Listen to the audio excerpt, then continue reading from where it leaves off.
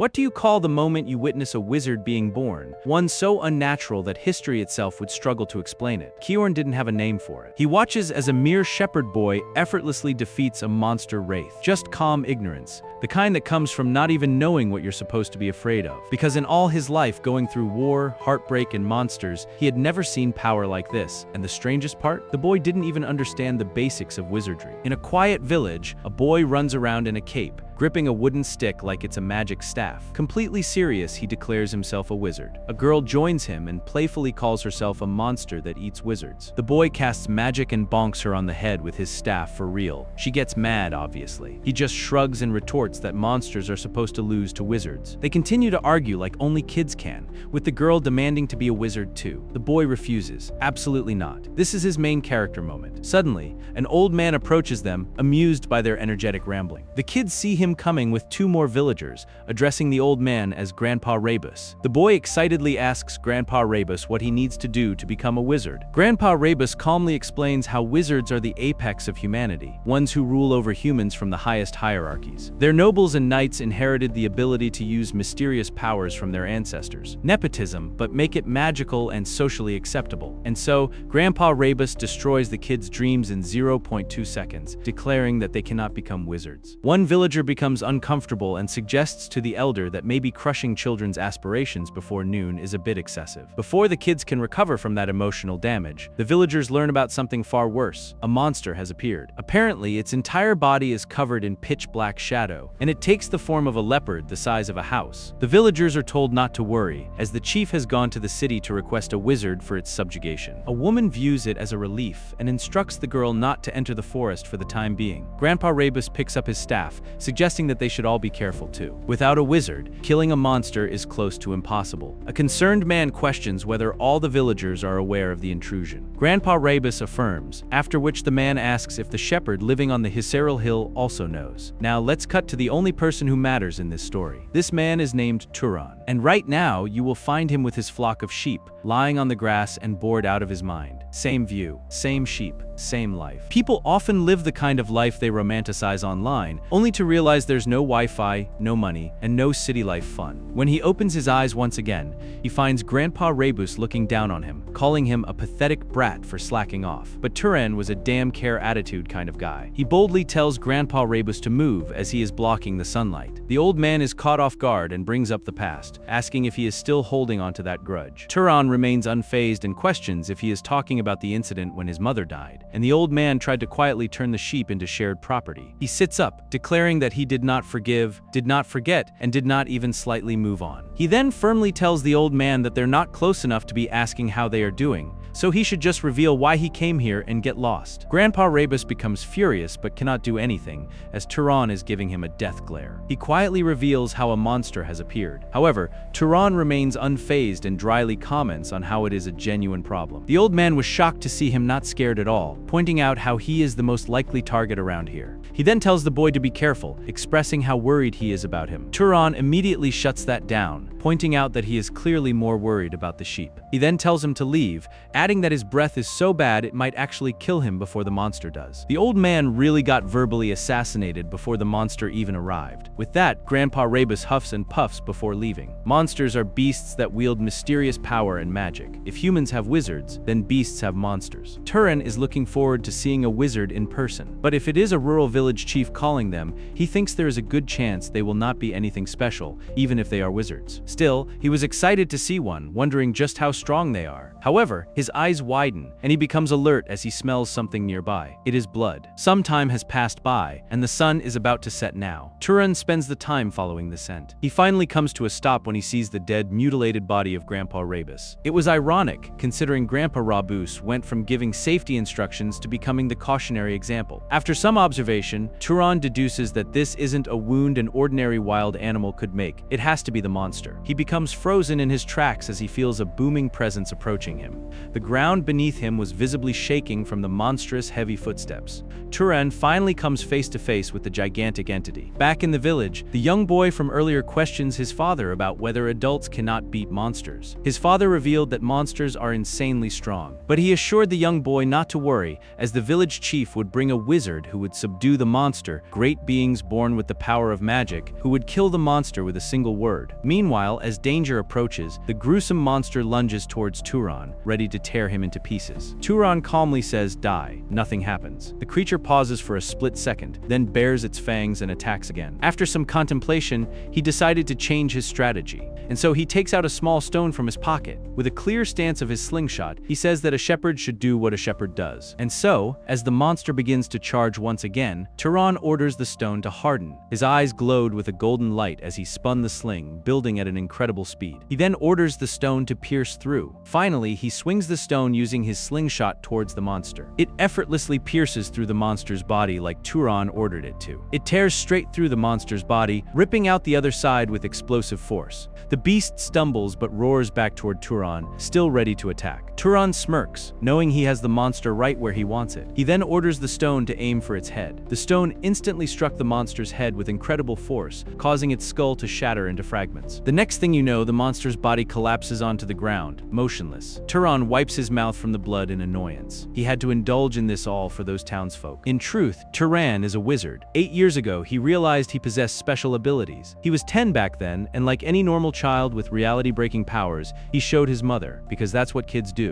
They find something dangerous and immediately present it like a school project. It was the first and last time his mother got mad at him. She made him promise not to use his powers in front of other people at all. She explained to him how wizards wield this special power. But nobles and knights are inherently different. Nobles are descendants of the divine people, the Freyans, who descended to save the old humans. Knights are the descendants of those novels whose blood has been mixed with that of humans. This is why people differentiate between nobles and knights, even among wizards. His mother then gave him the biggest lore drop. Turan has inherited the powers of his father, who was a knight. She warned him that there are many evil nobles outside their town who treat knights as their slaves. And so, in order to keep Turan safe, she asserts that nobody can know he is a wizard. To date, Turan continues to uphold the promise with his mother. He has no desire to reveal himself as a wizard or to descend the mountain, but clearly Peace had a problem coexisting with him. The next morning, he was visited by some angry villagers who accused him of killing Grandpa Rabbus and throwing him out to be eaten by monsters. However, to the villagers' surprise, the boy remains calm. Instead, he says he gets why they want to frame him. The oldest man in the village died alone instead of the young men who were too scared to fight the monster. He sees why this is the easiest way for them to shift blame from themselves to him. The man grabbing him by the shoulder was enraged by his audacity and tried to punch him. Turan dodges the attack and head punches him, causing the man's nose to bleed. For Turan, magic was pretty convenient. If he strongly wishes for something, it happens at the cost of mana. As one of the villagers tries to pounce on him with a stick in his hand, he whispers, ordering him to fall over. To the other's surprise, he lost his balance over nothing and fell to the ground. Turan's plan was to dominate them just enough for them not to die. He continues battling the villagers, knocking them off their feet one by one. He sighs as he stares at the collapsed villagers, commenting that they should have used that strength for that old man's funeral. He then looks at the woman standing on the side and questions if they are here to fight him as well. However, they refused, saying they came here to see him. Turan returns to his dwelling, knowing it is going to be chaos in the town again. They're going to use this as an excuse to rip him off when he goes to trade. But he was confident he could beat them up until he got a fair deal. He didn't expect them to return after he gave them a proper whooping, but he becomes infuriated as there is another knock on his door. He goes out to confront them, but is taken back up to see a tall, middle-aged man standing at the door. The man hesitatingly apologizes for inconveniencing him, saying he wanted to ask for a favor in his travels. Turan apologizes for his rudeness, revealing that a few uninvited guests just came here moments ago. Turan had never talked nicely to anyone in this pathetic town, so his polite software was lagging a bit. He notices how this traveler has a sword with him. Before he could ask the man further questions, he heard his stomach grumbling, and so he had no choice but to invite the man in. As they settled down for a meal, Turan revealed to the man how he was born and raised on this hill, having lived as a shepherd all this time. Plus, it is rare for this small town to get tourists, the man confesses. It is interesting to see Turan well-versed in manners, despite growing up here as a shepherd. He smiled, saying his parents must have taught him well. Turan reveals he learned it from his mother, who died a few years ago due to an illness. The man makes a religious gesture and prays for his mother. He then thanks thanks Turan for his hospitality. Turan asks what brings him all the way here, to which he reveals he was asked a favor. Turns out this man is the wizard who was called to get rid of the monster that has come into this country village. He then tells Turan that he doesn't see a monster even though he sensed a monster in this area. What is even weirder is that he knows about the village elder and the monster, but he seems calm and isn't running away. And so he seems awfully brave for a shepherd who has never left this town. His demeanor darkens instantly as he questions Turan about who he really is. The scene shifts to a flashback. Turan's mother had warned him that if nobles are shepherds like them, then knights are like the dogs that nobles keep. They might treat you with love like family, but they can sell you off or sacrifice you if necessary. And so, she told Turan to keep his identity a secret, as she didn't want that kind of life for him. If they find out he is a wizard, the other wizards will separate him and turn him into their shepherd dog to be discarded at any moment. And so, to avoid being found out as a wizard, he might have to kill people. Turan becomes lost in his thoughts as he stares at the man's sword. He ponders how he has no choice but to resort to killing. The wizard notices Turan has become quiet. He instantly breaks into a smile, saying he was joking. Turan apologizes, saying he doesn't have a good sense of humor, and so it caught him off guard. The wizard reaches out his hand, saying they haven't properly introduced themselves. He reveals himself as Kiorn, a wanderer. Turan reveals he will be 18 years old this year, while Kiorn says he will be 75, when Turan points out how he doesn't look that old. The wizard reveals how they age more slowly than ordinary people and live longer. As for how he became a wanderer, he left after serving the Arabian family for 60 years. In his later years, he wanted to roam from place to place without settling down. They continued to talk. Turan never thought that sharing a harmless conversation with a good person like this would be so enjoyable. They talked for so long that the night had passed and the sun was coming up. Kiorn offered him an Arabian silver to cover the cost of the meal and got going, but not before warning that he might come off a few more times to mooch off him on the way. For the rest of the day, Turan's mood was refreshed. Compared to the other adults he has met in his life, he found Kiorn to be a really good person, and just like the man promised, he did come back with something he caught on his hunt. Turan always thought knights were just emotionless hunting dogs used by arrogant nobles,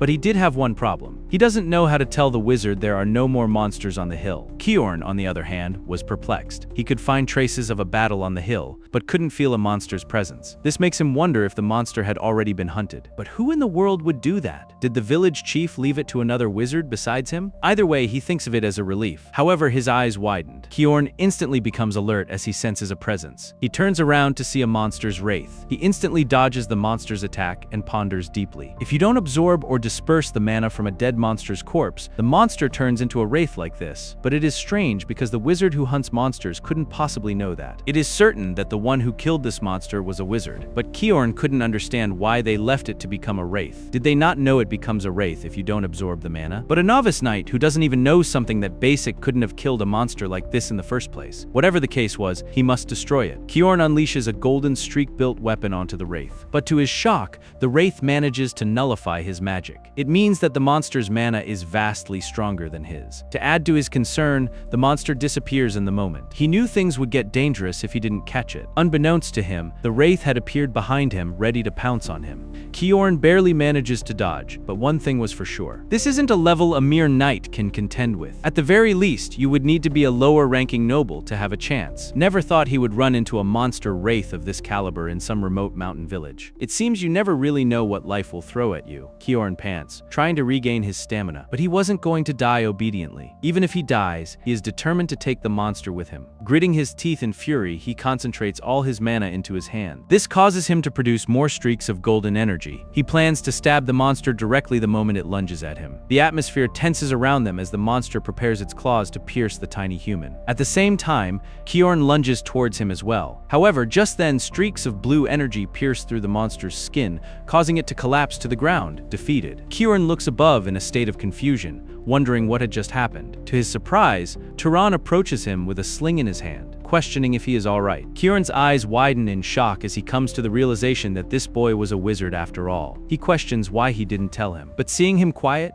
he refuses his question and asks why he helped him just now. Turan refers to their previous conversation. He had pointed out that with his skill, Kiorn could earn a lot more money more comfortably. Kiorn chuckled and said the villagers are pitiful people, living out here on the frontier, trembling in fury even without basic protection. A wizard is, by nature, someone who inherited the power of a god. If so, so, then they should live with pride in protecting powerless commoners. But he had told Turan that not every wizard thinks the way he does, as everyone has their own way of living. Turan smiles and quotes that everyone has their own way of living after all. However, their emotional bonding gets interrupted as the monster stands up once again, causing the ground to shake. Kiorn warns Turan to be careful, as it is not a level they can handle. Kiorn tells the boy to go tell the village he's here immediately and help them evacuate while he holds it here. However, he still had concerns about how long he could last, but to his surprise, Turan assures him that it will work. He points out that he is planning to launch an attack on him and it will be fine. Kiorn becomes curious, wondering if it means the boy's attack just now wasn't his full strength. He finds it pretty strange to see a young knight hiding out in the mountains who can hunt wraiths that even nobles have difficulty dealing with. In that moment, something clicked in the veteran knight's mind. What he is seeing right now isn't just some small connection he happened to make in a rural village, nor is it the reckless bravado of a young knight who ran from the nobles. The scene before his eyes might be the beginning of a wizard who will turn the world upside down. Man really thought he was the main character,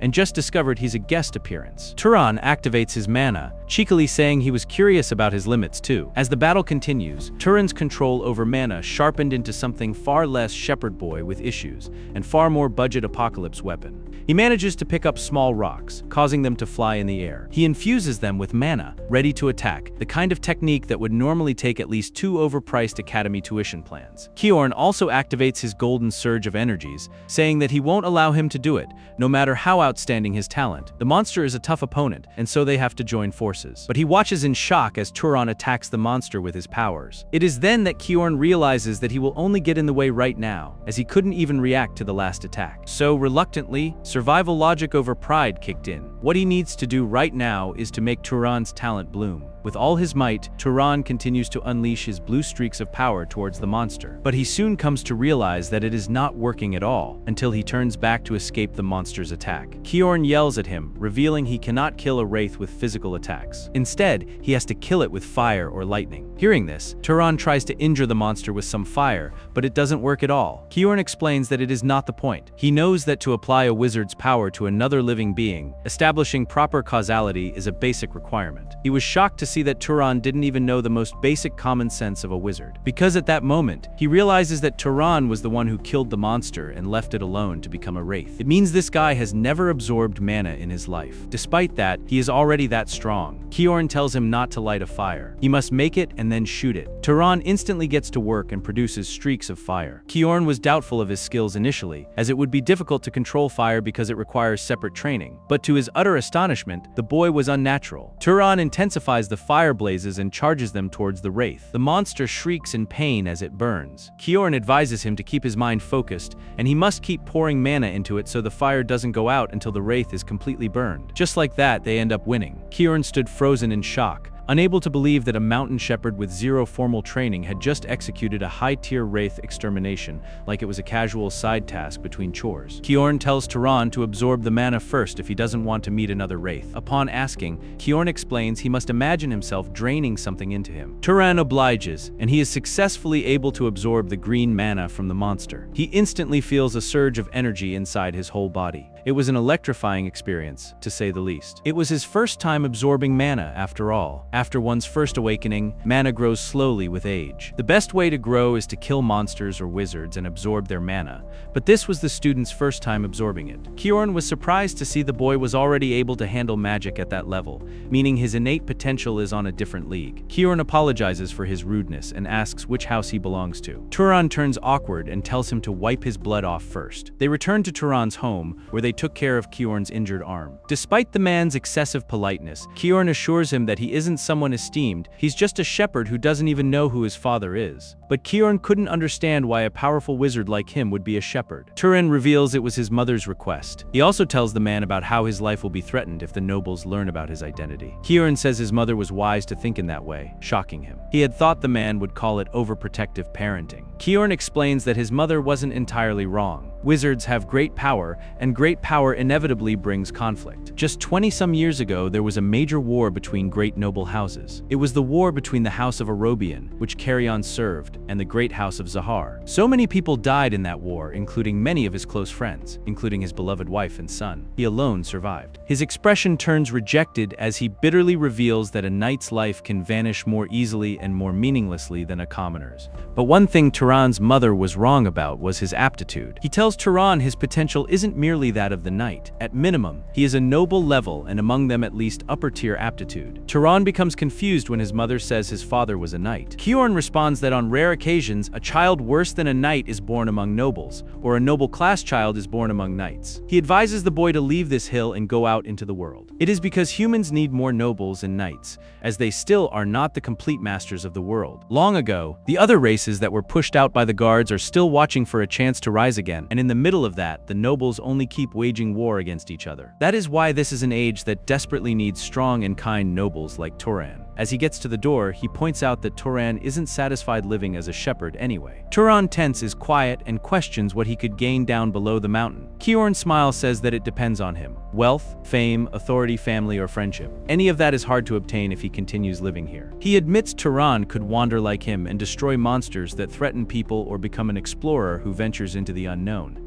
There is also the possibility of him being adopted into a house and walking the path of power. Listening to those wise words, Turan realizes it might be more interesting than herding sheep here for the rest of his life. For the first time, he was curious about the world outside. Kiorn asks about his bloodline ability, confusing him. He realizes the boy doesn't know much about magic and reveals that a bloodline ability is a trait nobles inherit from their ancestor, the Freyans, whether or not you have bloodline abilities. Also, what separates nobles from knights? He asks Turan. If there was any spell that felt unusually easy and simple when he used magic, or some outstanding ability that didn't require him to use magic. Turan says he has a good nose and is pretty good at throwing stones. Turan continues to tell Kiorn more about his abilities. However, to the boy's surprise, Kiorn's expression suddenly darkens. He turns quiet and stares at the ground. He then darkly says he now knows which house Turan's abilities are closest to. It is a great house known as Pursuers or Hunters. It is House Zahar, the one that fought a war with House Arobian. Awkward wasn't even the right word to describe the tension between the two. Turan knew House Zahar had killed the elder's friends and family in war. The man clearly didn't need fate to respawn their legacy as a shepherd boy with rock-throwing aim and sheep-level awareness. The universe really said, same trauma, but budget edition. Turan, unfortunately, had zero social instincts for this situation. How do you apologize for actions committed by people you've never met,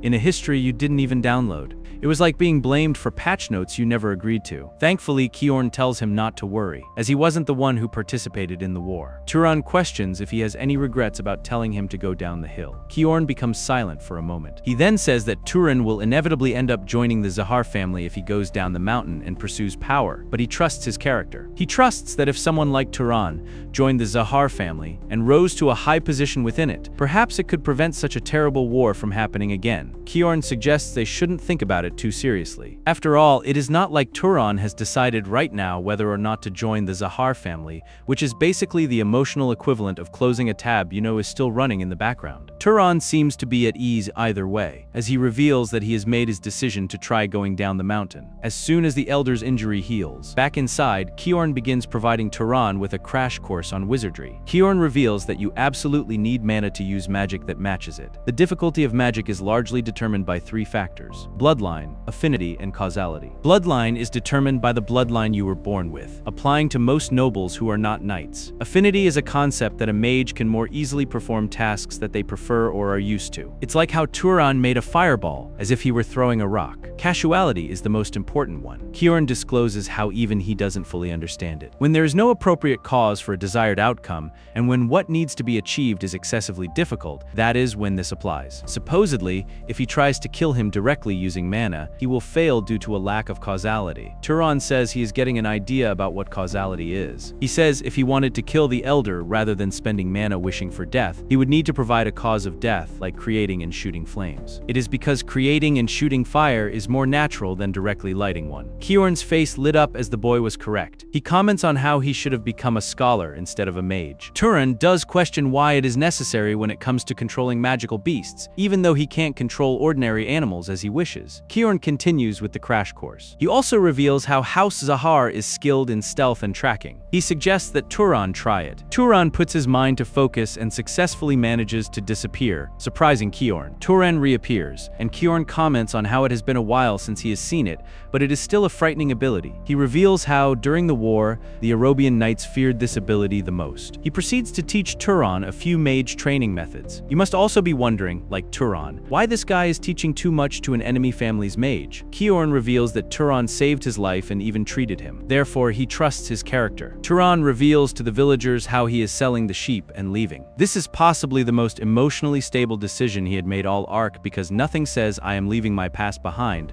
like converting livestock into travel funds and never looking back. The villagers were shocked, to say the least. The village chief was in a pickle. He knows Turan is someone who keeps his word, and there is nothing that will come from irritating him. In the end, he bought the boy's sheep for an appropriate amount. Turan and Kiorn then set off on their journey. Turan realizes that the villagers have not given Kiorn compensation after everything he did to help them fight the monster. Kiorn says he had no intention of receiving it. Plus, it wasn't him who caught the magical beast after all. The time for both of them to part ways soon arrived. Kiorn apologizes for refusing his offer to travel together, saying he's more comfortable alone. They exchanged pleasantries and parted ways. Turan quietly watched the elder's retreating figure for a long time. Only later did he realize why he didn't want the old knight to speak to him formally. Although he never lacked affection from his mother, the boy had secretly been yearning for a father figure. Someone who could be a role model for what kind of man the boy should become. Turan continues walking for miles until he reaches dry land. He soon finds a group of men and decides to ask them for directions. He asks for the nearest city,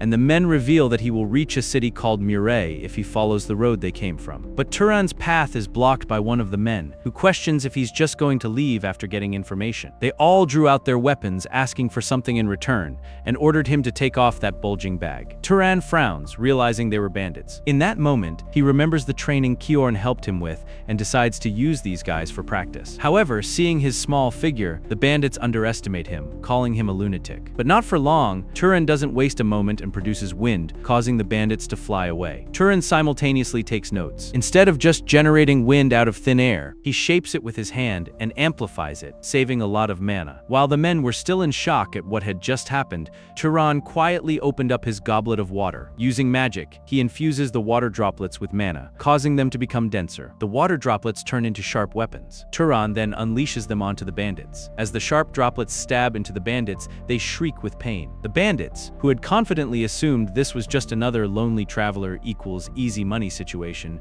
were now experiencing what could only be described as a hard reset of their life choices. The leader of the bandits desperately apologizes, saying they didn't know he was a wizard. He promised to give Turan anything he wants. However, they were just bluffing. They were too stupid to realize that they had the upper hand. Turan instantly recognized that the bandits were going to attack him from behind. With just one tap of his foot, he manages to kill all of them. He then proceeds to interrogate the bandit leader, questioning why they attacked him without a plan. The leader reveals that he treated them kindly and bore with them even though they spoke to him rudely. Therefore, they assumed he was an ordinary person. The man really thought that being honest would spare his life. How naive. Kiorn had warned Turan beforehand that he would meet a lot of people on his way, but he must never show mercy to scum like bandits, the kind who don't hesitate to harm others to profit. It is because the life he spares out of pity could end up harming 10 good people. That is exactly what Turan does. He continues on his journey, but as they rode the bandits, dragging their cart along those clear wheel tracks cutting across the sand, one thought burned sharply into his mind. He killed people. Turan felt guilty, but he couldn't just let the bandits go, like wheel tracks in the desert, slowly fading as weeds grow over them. Turan's chaotic heart gradually settled as he recalled the elder's teaching. And then he arrived in a new world. As Turan walks through the streets of Muray, he is beyond curious. This was his first time seeing so many people crowding around. Even the architecture was completely different from the small village he came from. Now it really feels like he has come to a city. He approaches a fruit shop owner wanting to ask for a room to stay, but knowing that this guy isn't here to buy fruits, he rudely tells Turan to get lost. Turan becomes confused and wonders if it is some unspoken rule in cities that you have to buy fruit before you ask questions. It is only after buying some fruit that the shopkeeper reveals the inn's location. There he meets Lena, who works at the inn. After paying for one night, he asks Lena if there is a monster nearby with the bounty on it. Turan plans to kill as many monsters as they can and absorb their mana. Kiorn had also told him that hunting monsters would earn money. Turan grows confused, seeing that the woman is not answering. Lena reveals that there is no such thing as free in the world. After settling down, they get to talking. Then I was surprised to see that this guy doesn't even know what the city hall is. She reveals that city halls are where they handle various public affairs. It must be closed right now since the sun is already down, but she advises him to go to City Hall tomorrow if he wants to find a monster bounty. She then questions if he is a monster hunter. Turan didn't know what a monster hunter was, so Lena revealed that if an ordinary person hunts monsters,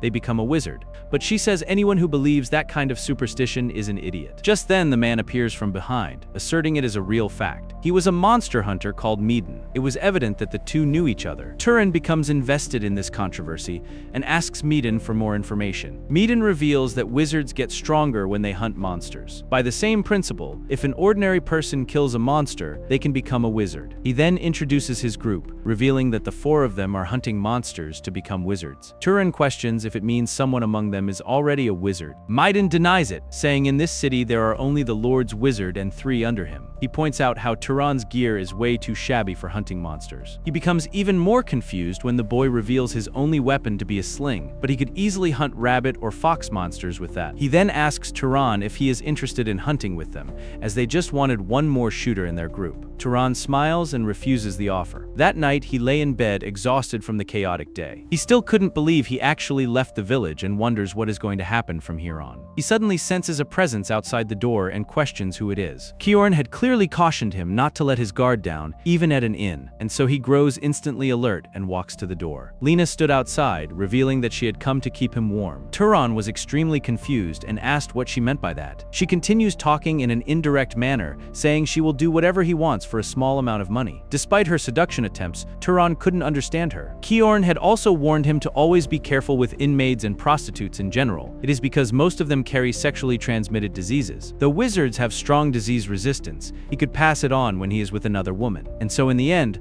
Lena feels embarrassed by his rejection and storms off. Turan has come to realize that cities aren't easy to live in either. He has experience with the fruit shop, and now Lena, they tend to put a price on even small bits of information and conversation. Cities really are pretty cold-hearted. He soon hears footsteps outside. It was Meaden and his men. He tells his men about why he was trying to bring Turan along earlier. According to him, Turan reminds him of himself when he was young. Hearing he hunts with a weapon like that made him worry, and so he thought the boy would survive a little longer if he were at least next to him. Turan smiles warmly, realizing maybe the city isn't all that cold-hearted after all. The next morning, Turan makes his way to City Hall. Kiorn had provided him with a whole TED Talk on revealing his identity as a vixen if he wants people to treat him kindly. And so at the City Hall reception, he does exactly that. The man shows him the pamphlet of the monster bounty. The man then reveals the basic rules of hunting. Turan asks if knights don't hunt monsters, to which the man reveals they don't have any time to spare with their duties. Hunting monsters outside the city is for thugs like them to handle. To the City Hall's representative's shock, Turan was way too quick to kill off the crow monster. He even brings back its dead body to them. To add to the surprise, he killed it alone. Their attitude towards him instantly changes as they offer him the reward, when Turan doesn't leave afterwards and asks if there are any other monsters. With hunting, the men become even more shocked. 3 days pass by. Within those 3 days, Turan managed to kill 30 monsters. Then he spent all his money on food like a man who had just unlocked the concept of money 5 minutes ago. He reveals to Lena that money isn't his only goal. More precisely, the goal is the monster's mana. Thanks to that, he definitely got stronger. His mana now has increased several-fold compared to when he met Kiorn. Though he can feel a limit, with only weak monsters' mana, it might be hard to get any stronger. He was about to head off to his bed for the night after the delicious meal, but someone holds him back, teasing him for making a lot of money lately. He quickly swiped the bully's hand away. This leads to a fight that ends with Turan effortlessly beating the 2 bullies. Lena becomes furious and yells at them not to fight in the end. Meaden personally apologizes to the boy, saying he gave the 2 men from earlier a proper scolding. He reveals how they have been tight on money lately, so it seems the men got jealous when they saw Turan. Upon questioning, Meaden reveals that in about 3 days, he doesn't think they will be able to pay the room fee. To his shock, Turan gives him some money, saying it is repayment for the kindness he showed before when he said he was worried and tried to bring him along. But in return, he asks for information. Meaden smiles, joyfully says information is what he is best at. Meaden ends up giving him information about the next city. And so after after his last hunt in the city, Turan was planning on leaving farther. He came to realize that Midden really is a good person who gave him a lot more useful information than he expected. Midden doesn't feel as seasoned as Kiorn, but that just makes him purer and kinder. However, he gets it. Cut off from his thoughts instantly as he smells something dangerous. He follows the scent and comes to a clearing. What he found wasn't a monster, it was the aftermath. Under one of the trees, he recognizes an injured man who was from Midden's group. To his utter shock, there were more of these men. His face softens as he sees the dead body of Midden and wonders what hell broke loose. One of the men was still alive, and he unconsciously murmurs rabbit. Turan becomes confused, but he soon senses a nearby presence. It was a rabbit monster. Not a cute one, not a harmless one. No, this was the kind of rabbit that looked like it paid taxes in violence. Without wasting a second, the rabbit begins to run towards its next prey. Turan barely manages to escape. He swings his sling, ready to attack the gruesome monster. He aims many mana-infused rocks towards the rabbit, but it is able to smoothly defend itself against the thrown weapon. The predator's eyes glowed red with murderous intent as it charges towards the boy once again, but Turan refuses it by disappearing from its side. He swiftly appears from behind, aiming his knife this time. He manages to injure the rabbit to some extent. Enraged, the monster continues to attack Turan. The chase that followed was less battle and more who can break the environment faster. Blood poured from the creature as Turan kept up the pressure, until finally it collapsed. After finally confirming it is motionless and dead, Turan absorbs its mana. However, he was quite taken aback as he realized the amount of mana the rabbit possessed was more than the leopard monster he encountered the first time. The man from before was amazed to realize that Turan was a wizard and questions why he was hiding his identity. Turan was reluctant to answer and instead shifted the conversation, asking if the four of them have a family he can pass their belongings to. The man begins to cry as he reveals they don't. Back then, Midden had informed Turan of a great city nearby called Orem, which has a place called a library. The library is said to have thousands of books, but not everyone can enter the library, and only wizards are allowed in. Therefore, Turan had decided to go to the great city. He decided to host a funeral for Midden and his men. He looks at the corpses dejectedly, hoping that they rest in peace. With that wish, he leaves. Turan now goes to his next destination, Orem. If Moray was a city, Orem was a statement. Plus, there were shockingly many people trying to enter the city. Seeing so many guards at the entrance, Turan wonders if they're screening for wanted criminals. It was expected of a great city that has got an established system. When it was his turn, he got stopped, not for being dangerous, but for looking like he had lost a fight with hygiene. Man really got blocked at the entrance for having zero drip. After fixing that, he finally made his way to the library. Its build was overwhelming, and he could tell it has been built with magic. The kind of place that doesn't just store knowledge, it gatekeeps it professionally. He reveals to the guards on the door that he is a wizard, but the guard didn't believe him and asked if he wanted to die for impersonating a wizard. He tells him to stop, asserting there is no way someone like him is a wizard. However, as he reaches out his hand, he is shocked to see it sensing mana. Kiorn had told Turan how wizards can recognize each other by sensing the other's mana. They can also tell whether the other person is stronger than them. As for the guard, he was surprised to see how powerful Turan was. The mana's intensity was insane. The guard fell to the ground, realizing that this man is at least noble class or higher. His demeanor instantly shifts, and he politely introduces himself as Kenya, a knight of House Valtas. He asks for Turan's house, but Turan doesn't. The guard reveals he will need permission from the master of Valtas to enter. And so, a simple procedure like that turned into a major inconvenience for Turan. He was tended to by the staff of House Valtas, bathed, dressed, and treated nicely. One of the maids was unable to hide her surprise when she saw him wearing elegant clothes. Turan was now looking completely different, handsome. He went from random traveler to noble core aesthetic in one bath. Just then, a young woman steps inside the room. She smiles as she notices him, pointing out that he is the guest who showed up looking like a beggar. She looks at him in amusement, saying he looks like a prince after a bath and a change of clothes. As they exchange names, the young woman reveals herself to be Azella. She asks which family he is from, but Turan refuses to answer for personal reasons. Azella grins as she notices how he is hiding his identity. She decides to test him for herself, and so without warning, she activates her powers, causing the room to light up with the golden and orange streaks of her mana. Her motive was to force Turan to show his mana. Turan, who grows instantly alert at this provocation, activates his mana as well. His blue energy collides directly with Azella's golden one. Clearly, they had forgotten about the extras in the story who were now fighting for their lives to maintain their balance from the increased pressure. After a while, Turan retreats and sighs deeply. Azella smiles, impressed. In accordance with her blunt character, she asks if he would marry her. The sudden proposal from the young woman leaves him dumbfounded. Azella laughed it off and left, like she hadn't just dropped the most unhinged proposal in record time.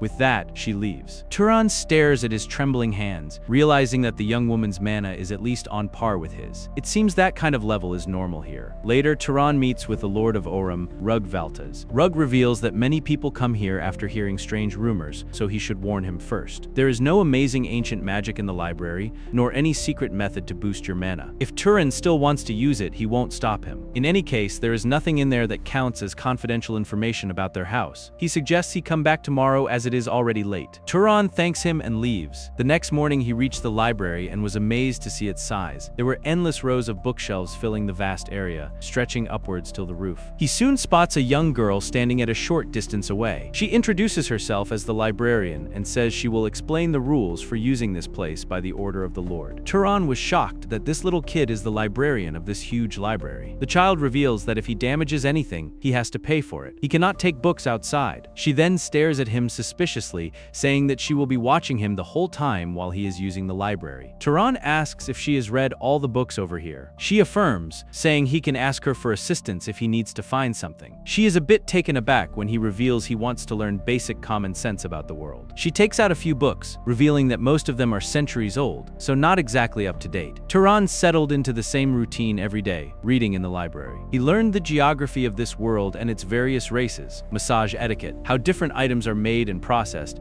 and even about monsters and relics from the age of the ancient empire. With each bit of knowledge he gained, his world, once nothing but an unknown white, became clearer and more vivid to him. One day, Turan meets with Rug Valtas again. The Lord had heard that Turan had been making excellent use of the library. He says that apart from treating the boy as a noble, allowing him to use the library is an act of goodwill. He then says he wants to ask for payment for that goodwill. Upon questioning, the Lord reveals how a monster has appeared north of Orem and has been attacking travelers. The 4 knights they sent to subjugate it never returned and might have been eaten. He scratches his head, saying a noble will have to intervene personally, but their house can only spare 2 people at the moment. Turan agrees to his request without hesitation. He knows that protecting the people is what a mage should do, but still something felt off to him. Back in City Hall, the receptionist had implied that mages normally avoid getting involved in situations like this. Rug Valtas further adds on that the northern route that is blocked is an important trade road for Orem. It has been cut off for 10 days, so they need to reopen it quickly. Turan smiled as everything made sense now. This had happened before he even arrived in the city, which is why the Lord was so quick to let him use the library. The scene shifts to Turan reaching the outskirts of the city with Orem's knights and Azella. Azella remarks that her father is really something. Tend to mobilize a guest to Hunter's monster. She assures Turan she didn't mean to insult him and was just saying her father is making a huge fuss. A man stood by her side, and he introduced himself as Marvin Valtas to Turan. Azella, on the other hand, skipped formalities entirely and suggested they finish this quickly, like they were late to something more important than human lives. Marvin cheekily smiles and asks Turan if he is by any chance interested in his older sister. Turan becomes bashful and refuses, earning a visible sense of relief from Marvin, like he had just avoided a long-term disaster. A broken carriage soon appears in their way. One of the men examined the scene and wondered if this is the creature's doing. Another reveals that they forbid anyone from going north on their side, so they must have come from the south and been attacked, which meant these people didn't just die, they died knowing they weren't supposed to be here. Turan quietly examines the scene as well, and studies the area carefully. After observing every detail, he comes to the conclusion that it is a monkey monster. He points to the handprint, saying it attacked the merchants and went back into the forest.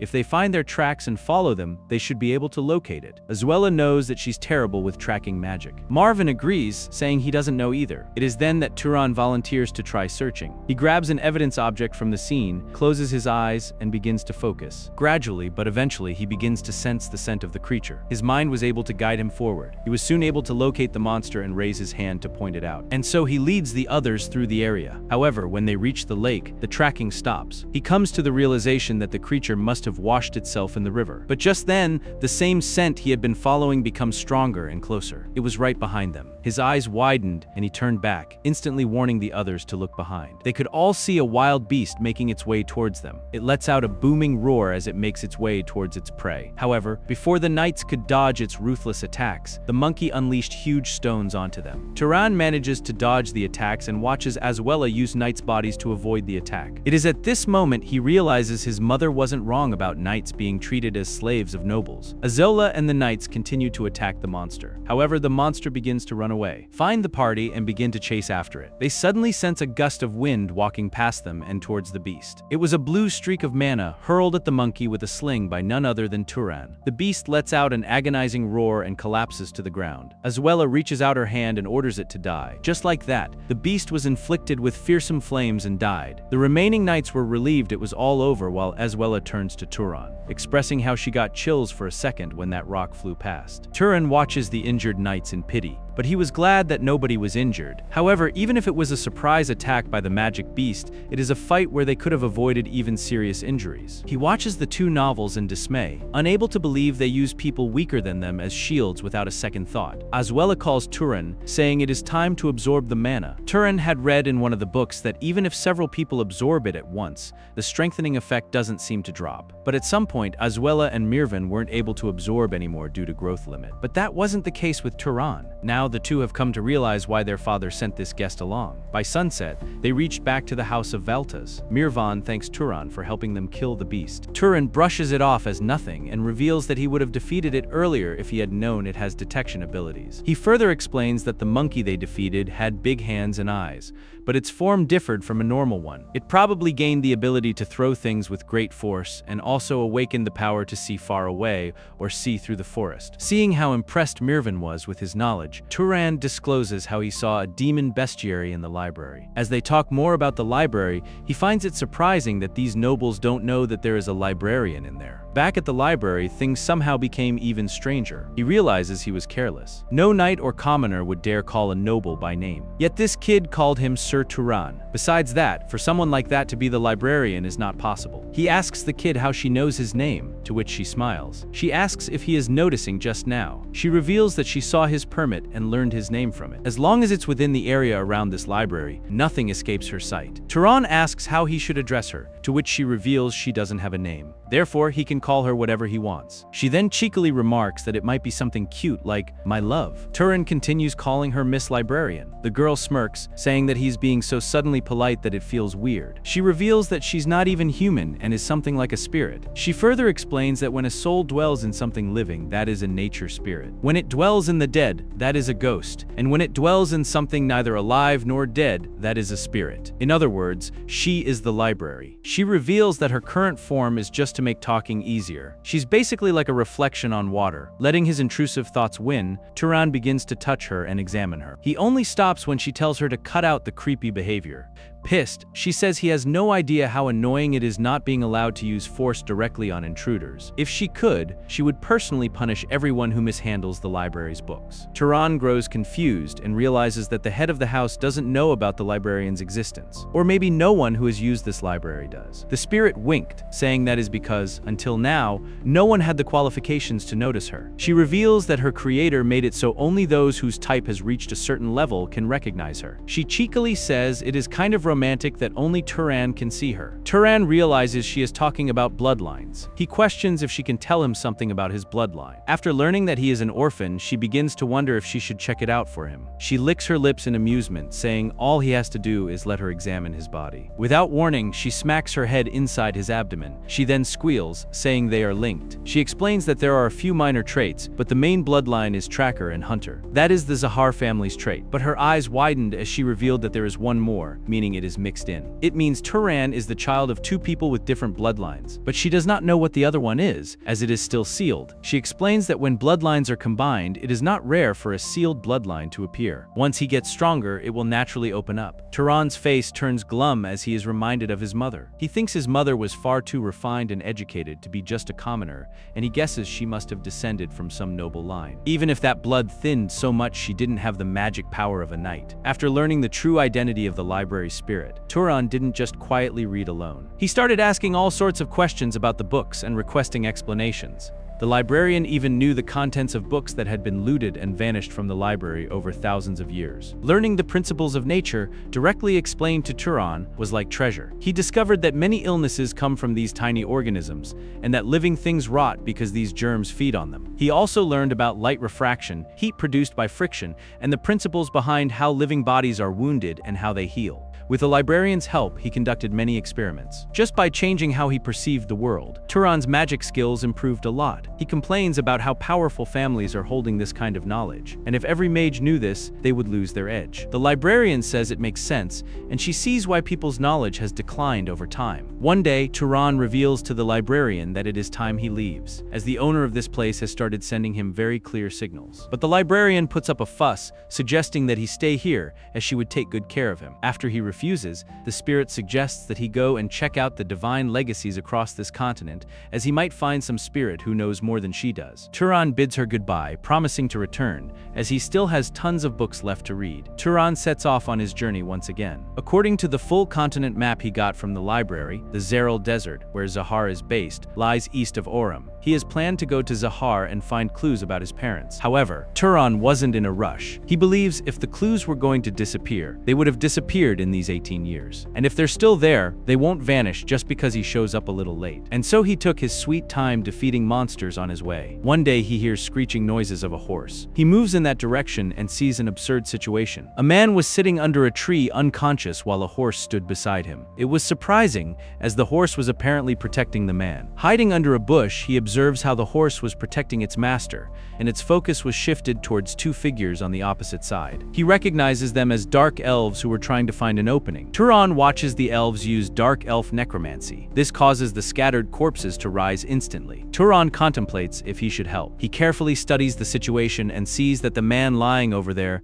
may have been the one who attacked the dark elves first. His eyes widened further as he noticed the dark elves were cannibals. And so he had no choice but to intervene. He uses his concealment magic and instantly beheads one of the elves. The other elf watches in shock and instantly orders his subordinates to gather around him. Turan slings his mana-infused rocks onto the monsters. The elf realizes that the opponent is hiding using concealment magic, and he uses the fox to locate his position. The elf then ordered the risen corpses to kill Turan. Turan instantly prepares a flame attack, but it wasn't fast enough to get rid of the bull. A fox manages to chew his leg, injuring it. He manages to swat it away, but he begins to violently cuff and sink to the ground. The dark elf begins to laugh at him, but it doesn't last long as the horse from before kicks him in the mouth. The elf asks for help, causing the corpse monster's attention to direct towards the horse. They begin to charge towards the creature and try to injure it. Finally finding an opening, Turan slings a rock at the dark elf's head, causing it to die instantly. With the elf's death, the corpse monsters cease to exist as well. With that, Turan sighs in relief, but he felt dizzy and thought he would die. The horse approaches him,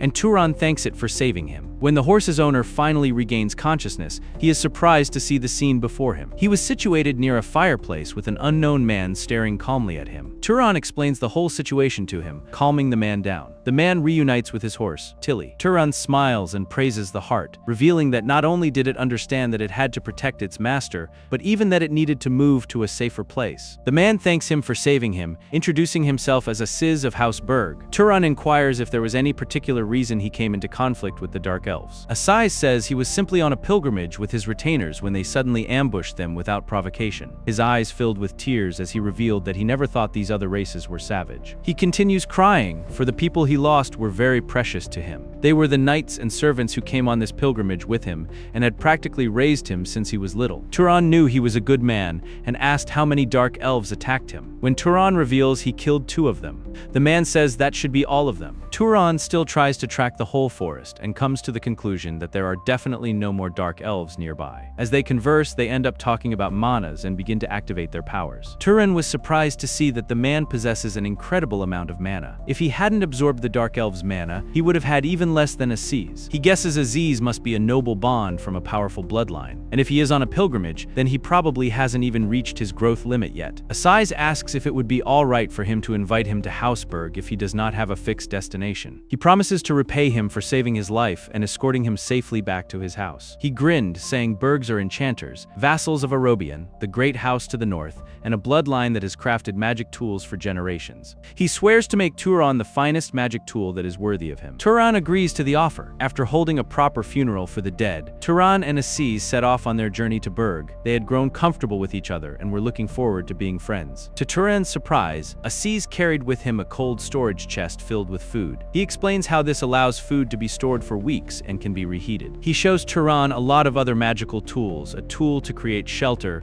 an intruder alarm, and a self-cleaning outfit. Aziz promised to reward Turan with far better things when they return to the main house. Aziz also points out how it is impressive to see Turan master any kind of magic he wants. He becomes shocked when Turan reveals he is to turn 18 soon. Turan was also astonished when Aziz revealed he is turning 43 this year. He says he wasn't expecting there to be two geniuses like Turan in the world. Upon questioning, Aziz says the other one has an incredible bloodline, his cousin who is around Turan's age, but he cannot have her build him magic tools because she is a princess of Arabia. She is looked up to for becoming the great head of a great house someday. Aziz explained that unlike ordinary wizard houses, the heads of great houses don't easily pass their positions to their own children. Because in a great house, there are easily dozens of relatives in the same generation alone, and naturally at least one of them is stronger than the head's own child. Yet among the head's children, Mesa was born with the greatest talent. After awakening her magic power, Mesa mastered all manner of combined magic in just 10 years. As a result, she received full support of her house, and now, at just 21, she is almost on the same level as the core members of the house. Turan and Aziz soon reach House Berg. Aziz tearfully reunites with his mother, while Turan truly questions if the man is really 43. Aziz then proceeds to introduce his new friend, revealing how he risked his life to save him. When Aziz's father questions his house, Turan says he doesn't know. He was born of a commoner mother, and he doesn't know who his father is. Nevertheless, the head of the house assured him that he would be properly rewarded. She says it would be difficult hosting him in their house, as an important guest is staying with them. Just then, the voice approaches, assuring her aunt that she shouldn't worry about her, as the person who saved Aziz wouldn't suddenly try to assassinate her. It was Mesa. Turan stares at her, thinking that a corpse might be a more fitting description for her current state. Aziz's parents revealed that she was nearly assassinated by Zahar's vermin, so she came to hide her. Mesa says that it might be an insider job and retires, saying she's tired. Aziz's mother arranges a room for Turan, and he retires for the night. The next day, Turan and Aziz watch Mesa practicing magic. The power was so intense that it started Turan initially. Aziz reveals that it is the Arabian bloodline magic storm. He confesses he has never hated his own bloodline, but he is a little envious of his cousin, who is becoming a literal god. Turan was curious and wondered how strong the next Arabian leader is. And so, with Aziz's insistence, he approaches Mesa. Aziz revealed that the real reason he brought him here was to test who is stronger between the two. Plus, there is some grudge he has been holding on to for a few years, and he wants to see his cousin frustrated for once. Aziz tells Mesa that they wanted to join in the magic training, but Aziz ends up feeling embarrassed as his cousin reveals how he stormed out crying after she learned in 2 tries what took him a whole week. Nevertheless, he reveals how Turan also has magic talent that is second to none and suggests the two have a duel. Hearing the word duel, Mesa instantly unleashes her intense mana over Turan. It was so overwhelming, causing Turan to grow breathless. She eventually ends the torture and says he really isn't on her level. Aziz is out here hyping Turan like a startup founder pitching to investors who already lost money twice this year, insisting he's a once-in-a-generation prodigy with the same energy people use to defend their toxic ex. Mesa, however, is not buying the propaganda. She agrees to test him, but with the confidence of someone who has never lost and genuinely thinks losing is a personality flaw. Turan suggests they each try a spell the other likely doesn't know, and whoever casts it faster wins. Mesa agrees and even decides to not use her innate magic, considering her opponent doesn't even know his own bloodline magic. And so, wasting another second, she uses plant creation and manipulation magic. Vines erupt from the ground and wrap around Aziz, like he just got selected for unpaid internship duties. Turan remembers that fire magic is just manifesting the phenomena of burning, and water magic is simply extracting invisible moisture from the air. He places his hand on the ground and says one word, grow. He believes these wines follow the same phenomena. You just make the seeds planted in the ground grow in an instant. And so it is not creation but growth. Mesa flinches a bit in surprise as she sees the magic working. She questions if he has seen it somewhere before. When Turan refuses, Mesa confesses that for once, Aziz was right. She then points out that it is his turn to set the challenge. Turan ponders deeply. He knows using Zahar's bloodline magic would be suicide. After making up his mind, he points towards the grass nearby. After a few seconds, a rat comes crawling outside. Mesa seemed unimpressed, and questions of animal control are all that he wants. To her, this looks like budget magic. But Turan picks up the rat and says this little guy is just the ingredient. He instantly activates his mana and drains the little guy of his life strength. That's when the vibe shifts from competition to we might need a priest. Mesa was shocked. It was her turn now.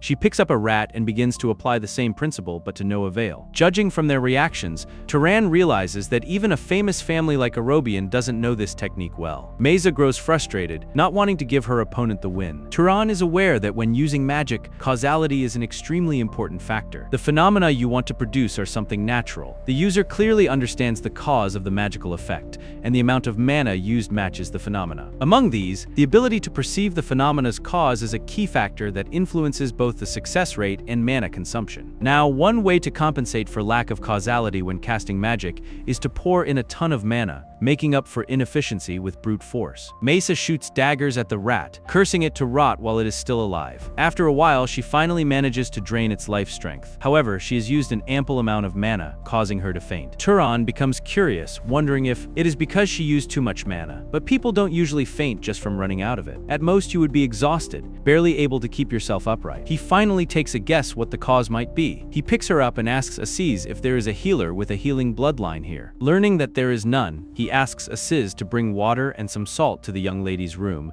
and send for the adults as well. Mesa was so light that Turan wasn't sure if he was carrying a person or a lamb. She has burned through all the mana she needed just to barely hold her body upright when she shouldn't have been able to stand at all. Man realized she weighs less than his emotional baggage. Something is clearly off. Mesa eventually regains consciousness and finds herself in her room. Aziz's mother begins to suspect the stranger he brought, but Mesa assures her it isn't his fault. Aziz's mother tries to make her drink soup. She suggests Mesa think of her health, even though she is aware she doesn't eat because of her magic. After her aunt left, Mesa took a sip of soup. Shivers ran down her spine as a gruesome picture flashes in her mind. This causes her to drop the bowl of soup and clench her head tightly. Meanwhile, at the Berg family's underground temple of the crippled goddess, Turan watches Haram Berg train. He was impressed to see his strong build. Haram reveals how most nobles see martial arts as beneath them, since it is easier to attack from a distance with magic. He points out that it is only because their bodies are weak and their minds cannot control their bodies. Turan speaks up, saying unless you have got a combat-specialized bloodline like the Hercules line,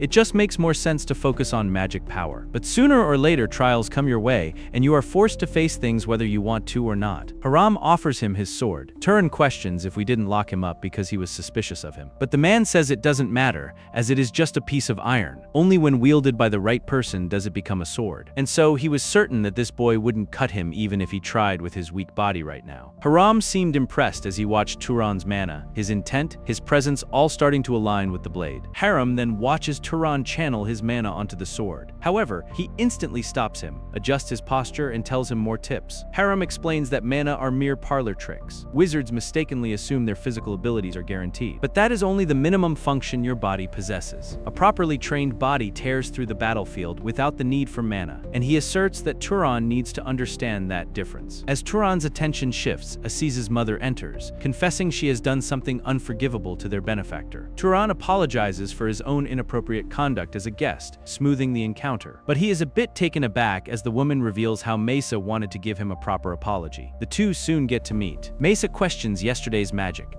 asking if Turan's ability to make animals rot is perhaps a previously undisclosed bloodline magic. Turan smiles, explaining that if she understands the principle, she should be able to use it easily as well. Mesa was clever enough to tell that he wouldn't teach her for free, but she points out how there is no proof that it isn't bloodline magic if he does not reveal the method. Turan smiles, saying he doesn't particularly mind whether he wins or not. Mesa becomes agitated, saying it won't look good for her if it ends like this. Their negotiation unfolds, feeling almost like divorced parents debating magical custody. Mesa proposes offering one of Arobian's secret arts in exchange for Turan's explanation, and Turan agrees without hesitation, given his insatiable thirst for forbidden knowledge. When he explains bioenhancement and causality, Mesa has the horrifying realization that this random forest orphan is doing magic with actual logic while most nobles just brute force everything with enough mana and emotional instability. She admits her loss, saying even if she succeeded at the end, it was due to brute force. Turan says he considers it part of the wager. Mesa disagrees, saying that when discussing magic skills, they do not include the amount of mana recklessly poured out. Still, she shyly asks Turan to tell Aziz it was a draw. She does not want to see that guy getting cocky about winning. Turan agrees to her request. Mesa now had to uphold her part of the deal. She takes out a comb and brushes her hair, explaining that when objects rub against each other, they attract each other. Meanwhile, Turan already knows what static electricity is, instantly ruining her TED Talk. You could practically hear her villain origin story beginning right there. Imagine hyping up your clan's secret wisdom only for the homeless genius to respond with, "Yeah, we covered this in middle school physics." She asks for a bit more time to think about how to repay him, as she needs to find what he does not know. She suggests they train together from now on until sufficient compensation comes to mind. However, she makes it pretty clear that this is just to repay her debt to him, not because she particularly needs him. Turan agrees, suggesting they start tomorrow and meet in the garden in the evening. The scene shifts to dinner time. Aziz was having a difficult time seeing the lavish dinner on his family's dinner table, commenting that he had never seen such a feast, even on his birthday. Turan could also tell that this is no ordinary meal, and he becomes a bit awkward. They get to talking, and Aziz's mother confirms that her son promised a powerful magic tool as the prize for his own life. She asks if Turan has something specific in mind, to which he reveals how he wants something that aids in defense. He elaborates that it is easy to harm others with magic, but protecting oneself is difficult. If possible, it should be able to protect him from surprise attacks. Aziz's mother says it shouldn't be difficult for her as she has made similar items before, but they do not have anything ready-made immediately. A man speaks up from the table, saying that he can make it as he just finished a commission from the main house recently. Mello explains that for defense against surprise attacks, something you carry at all times would be perhaps. He plans to embed mana into jewelry like rings, earrings, or necklaces to create a function that draws out a guardian bloodline's defensive power. However, he would need 1 month. Aziz and Mello's father praises Mello's skilled wizardry. In essence, it means a magic tool made by the head wizard of a house of an enchanted bloodline, who has spent a month's time on it. And so for the next month, Turan will be staying at the house as a guest. Aziz later comments on how it seems his mother has taken quite a liking to him. It reveals how he talked to his mother about Turan, and his magic talent does not seem to fall behind Mesa's, and on top of that, he never neglects his training. Originally, his mother wanted to stop looking down on Turan by thinking he was just a wandering noble without proper backing. Turan comments on how it seems his mother wants to recruit him into the house. Aziz says that might be the case as she gives generously, then puts you in debt,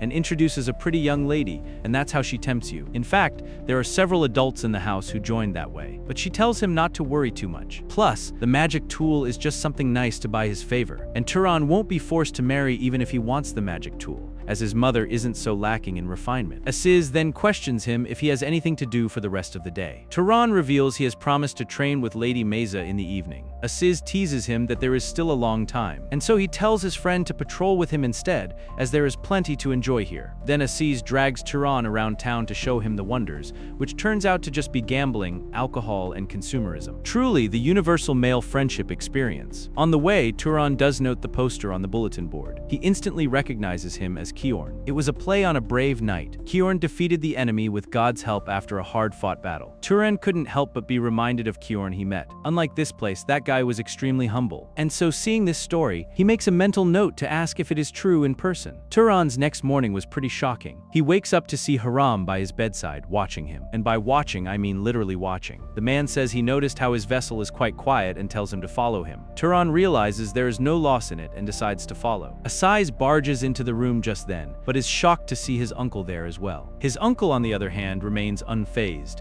revealing how they're heading to training and suggesting he also temper that weak body of his. But Aziz instantly makes an excuse and flees. Turan was confused, wondering why he acted like this, but he soon learns why. Turan quickly discovers Haram's training methods are less exercise and more legally sanctioned torture. This man genuinely treats physical suffering like a love language. Haram explains that ordinary people need constant training or their bodies weaken again, while wizards only need one proper forging because mana maintains them permanently. Basically magical gains with zero maintenance. Gym bros reading this are crying and throwing dumbbells right now. Haram instantly assumes that Turan is well rested now and suggests that they still keep going. He now plans on teaching him weaponry and combat. Turan's days at Hausberg were fulfilling indeed, mostly due to Aziz's uncle. He woke up early to train with him. He then trained with Mesa in the evenings, who taught him how to use finger friction. And before he knew it, 3 weeks had passed by. eye. Mesa seemed to be having fun watching Turan struggle with the magic of finger friction. However, their training session gets interrupted by a man's sudden presence. Apparently, Mesa has been summoned by the Patriarch. It is because dark elves have been rampaging extensively in the south. 3 cities seem to have already fallen, and they say they will assemble an expedition force. Mesa knew she had to leave now, however. She wouldn't be going without repaying Turan for this creepy corruption magic. She chants some incoherent words and then questions Turan if he knows that electricity flows through the human body. Turan was evidently surprised to hear this. Mesa seems to be a bit glad that he does not know, and reveals how this is an Arobian secret training. She suggests that they settle the debt if she teaches him this properly. She's going to explain that when a person sees or feels something, a tiny electrical signal is sent to the brain. If you see with your eyes, signals go from the eyes to the brain. If you smell something, it goes from the nose to the brain. Through this electricity, the brain understands the sensation and sends electrical signals back throughout the body to command movement. Turan was unable to understand entirely, but either way, he believes there must be a reason. The library's materials were the same at first. Perhaps this is part of the natural laws that Arobian has passed down. Turan asks her what she thinks happens if you accelerate this electricity with magic. Mesa instantly and correctly answers that the speed at which you perceive and react will become faster. Turan seems to be impressed and suggests she should be a scholar instead. He then begins to demonstrate the skill to her by focusing on the minute electricity flowing throughout his entire body. He then tries to make the lightning transmitted through that pathway faster. Turan succeeds in doing so, and his eyes light up with a new sensation. He seemed to be enjoying it at first, but his head soon began to throb badly. Mesa, meanwhile, is just standing there impressed because this lunatic actually succeeded on the first attempt. That's what happens when you just use large amounts of mana recklessly. She says he will probably have a headache and find it hard to adjust at first, but once he gets used to it, he will be able to maintain it for quite a long time. Turan believes this is far too much compared to what he has given her. Mesa instantly shuts that down because this girl operates entirely on investment mindset. She's basically fantasy venture capital. She outright tells him if he learns even crazier magic later, she fully intends to come collect intellectual property taxes on his entire existence. With that, she leaves. The scene shifts to the deployment ceremony against the Dark Elves. It seemed more like a triumphal march due to the enthusiasm of the crowd gathered. The Berg family had also arrived to support Mesa. Aziz stopped by his father as he was waving to his cousin, excited. Just then, the announcement is made of how the house head is entering. Everyone turns dead silent. Turan watches the current house head of Arobian make his way through. Battle Arobian. Turan asks Aziz if the house has been in ill health, considering his complexion seems poor. Aziz reveals how he has heard rumors that long ago, the head fought with Zahar's house head and suffered grave injuries. But it was long ago, and perhaps it might be just his age. Badal instantly raises his right hand, causing dark clouds to surround the place. With a cold and firm tone, he then states that he is behind them and they should advance as the true strength of Arobian. The crowd watches as there is thunder and lightning filling those dark clouds descending upon the town. This instantly cheers up the bystanders, and they begin to praise and chant even more. Turan was impressed to see that the head of the house was at the pinnacle of magic,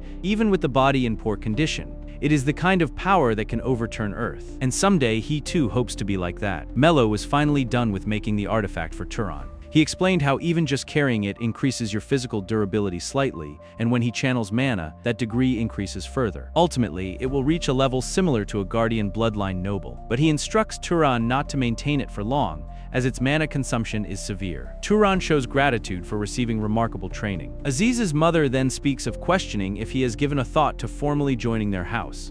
Turan thanks her for the offer but politely rejects it, saying it will be difficult for him. But she had expected it, as his son told her that he is a person with much to do who cannot stay in one place. But Turan promises not to forget the treatment he received from the house paid, promising to be friends with the Berg family forever. Haram also arrives to meet him for the last time, handing him a small magic tool, saying it has no extraordinary function, but it is durable and sharp. Haram smiles as Turan refers to him as teacher, and then he silently leaves. Aziz drapes a cloak on Turan. Aziz reminds him how he seemed to have said he envied his clothes. He hands him some more clothes, saying they do not get easily soiled and slight tears repair themselves. Turan was touched by his thoughtfulness. Aziz calls him a good friend, saying it is not just because he saved his life, but spending time with him and seeing how he lives has given him much to think about. He asks Turan about his next destination, to which he says it will be east for now. Aziz believes it might be Carmine and instructs him not to take a ship if he can afford it, as the waves are truly the worst. Turan couldn't tell him that beyond those waves lies the Zahar land. Asais and Turan bid their final goodbyes and parted ways. Turan was now alone again. He gave in to his intrusive thoughts and began to run fast. Like Flash, he continues running until he reaches the end. Depth of the forests, he sniffs around and surprisingly smells a campfire. But it was something even more repulsive, like the smell of burning animal flesh. Turan's eyes widened in shock as he saw the demolished buildings around him. They seemed to have been destroyed, a civilization forgotten. But what shocked him even more were the huge stakes on which human corpses were tied. Turan, when there's the possibility of this being a bandit attack, surely the Dark Elves haven't come this far. He then begins to inspect the place and enters an abandoned house. He finds an underground warehouse and opens it immediately. In this shock, he finds a little crying girl inside. She instantly screams in fear as she spots him. Turan tries to calm her down, assuring her that he is not her enemy and came to help. The little girl's eyes filled with hope as she wondered if it were true. Turan affectionately questions what happened here. The girl hesitatingly reveals how they are all dead. However, before she could reveal further about the wizard she is mentioning, she collapses. Naturally, because this series refuses to let anyone communicate normally for more than 12 seconds. Fortunately, her condition was not critical, and he assumed she must be exhausted from being locked in the basement for so long. For now, he decides to take this child to safety. However, he is greeted by a group outside, one even pointing an arrow at him. It was a woman staring at him as if he were a murderer and ordering him to kneel. Congratulations, brother. You have officially unlocked the worst possible timing achievement. From their perspective, he absolutely looks like the final boss of child trafficking. The group instantly assumes Turan is the village murderer because apparently nothing screams serial killer more than carrying an unconscious child while standing near 50 impaled corpses. And so now they had all aimed their weapons towards Turan. From their perspective, he absolutely looked like fantasy Ted Bundy after a side quest. He tries to clarify, but naturally, instead of communicating like civilized people, one guy immediately launches magic at him because this continent treats conflict resolution like a Call of Duty lobby. The woman knocked some sense into him, reminding him that there was a child with him. But to their shock, Turan was unscathed. Meanwhile, Turan's probably thinking, "Thank God I accepted the emotional support jewelry before leaving Hausberg." The four individuals were shocked to see not even a scratch on the perpetrator, who had managed to block the magic with his body. The woman who seemed to be the leader of the Kang Wanderers. What kind of defensive magic was that? And is it a bloodline ability? Turan firmly reveals that he did not attack this village, and this is all a misunderstanding. However, he swears to retaliate if they attack again. The woman takes one look at the little girl and lowers her arrow, saying there is no reason to stay here after causing such a tragedy and sparing only one child. With that, she declares Turan not guilty. She introduces herself as Bizan.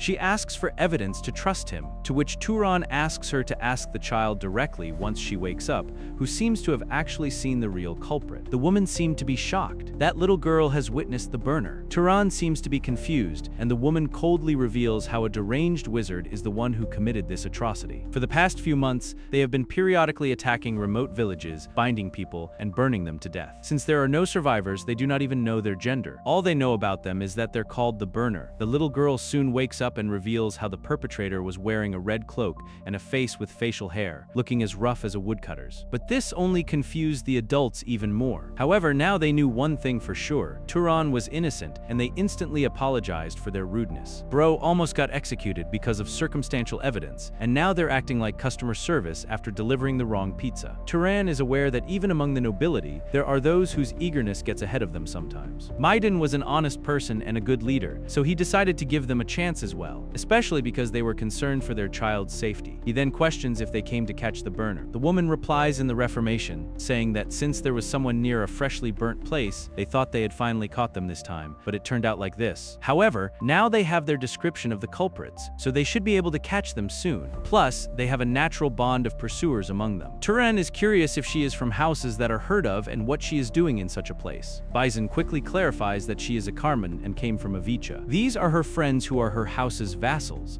She introduces her friend Asha as a descendant of the generation of their ancestors who mixed Zahar's noble blood. Their blood manifested weakly, so they are skilled in search magic but lack talent and concealment. Bizan's house calls them the primordial bloodline. She then asks Turan for a request. She asks him to help them hunt down the burner, promising to give him all the bounty on him. She even goes to the extent of yielding her share of mana. After all, what she needs is to build a reputation. Turan questions if they even know how strong the burner is. Bizan reveals it is certain he is a noble-level wizard. Among the villages they attacked, some were defended by multiple knights, and they were all killed. Turan was thinking about how this guy might be the opponent he needs right now. After all, The low-rank monsters in the wild are not enough to help our protagonist grow strong anymore. Bison's face lifts up as he agrees to her request. Bison handles the caretaker matter of the child, giving her to an old man who will take care of her until she grows up, with the money she gave him. Turan also gave a strict warning, saying he will come back to check in a few years, alerting the old man. They then reached the demolished place again. Asha was busy trying to pursue the culprit. However, she still needed time to look around a bit more and guide it through the forest. Turan questions, what exactly is she looking for right now? But Asha seemed to be occupied. She eventually explains that they first found the footprints of an adult male, and by the time it led to the main road, they picked up the smell of ash. If the culprit had not changed clothes, Ash would have clung to him. Turan could tell how professional she was. He wonders if she couldn't find him before because she did not know his gender. His eyes widened as Asha said that she had finally found him, and with that she hurried her pace. She leads the group to an open cave. Bison has Turan stay with her at the front while the rest follow behind. She used her mana to make a light source, and they all made their way into the dark cave. Asha could sense the presence of one person inside. As they made their way deeper inside, they soon came across someone, an old man who questions what brings them out to such remote places. Asha confirms that she can smell that he is the perpetrator.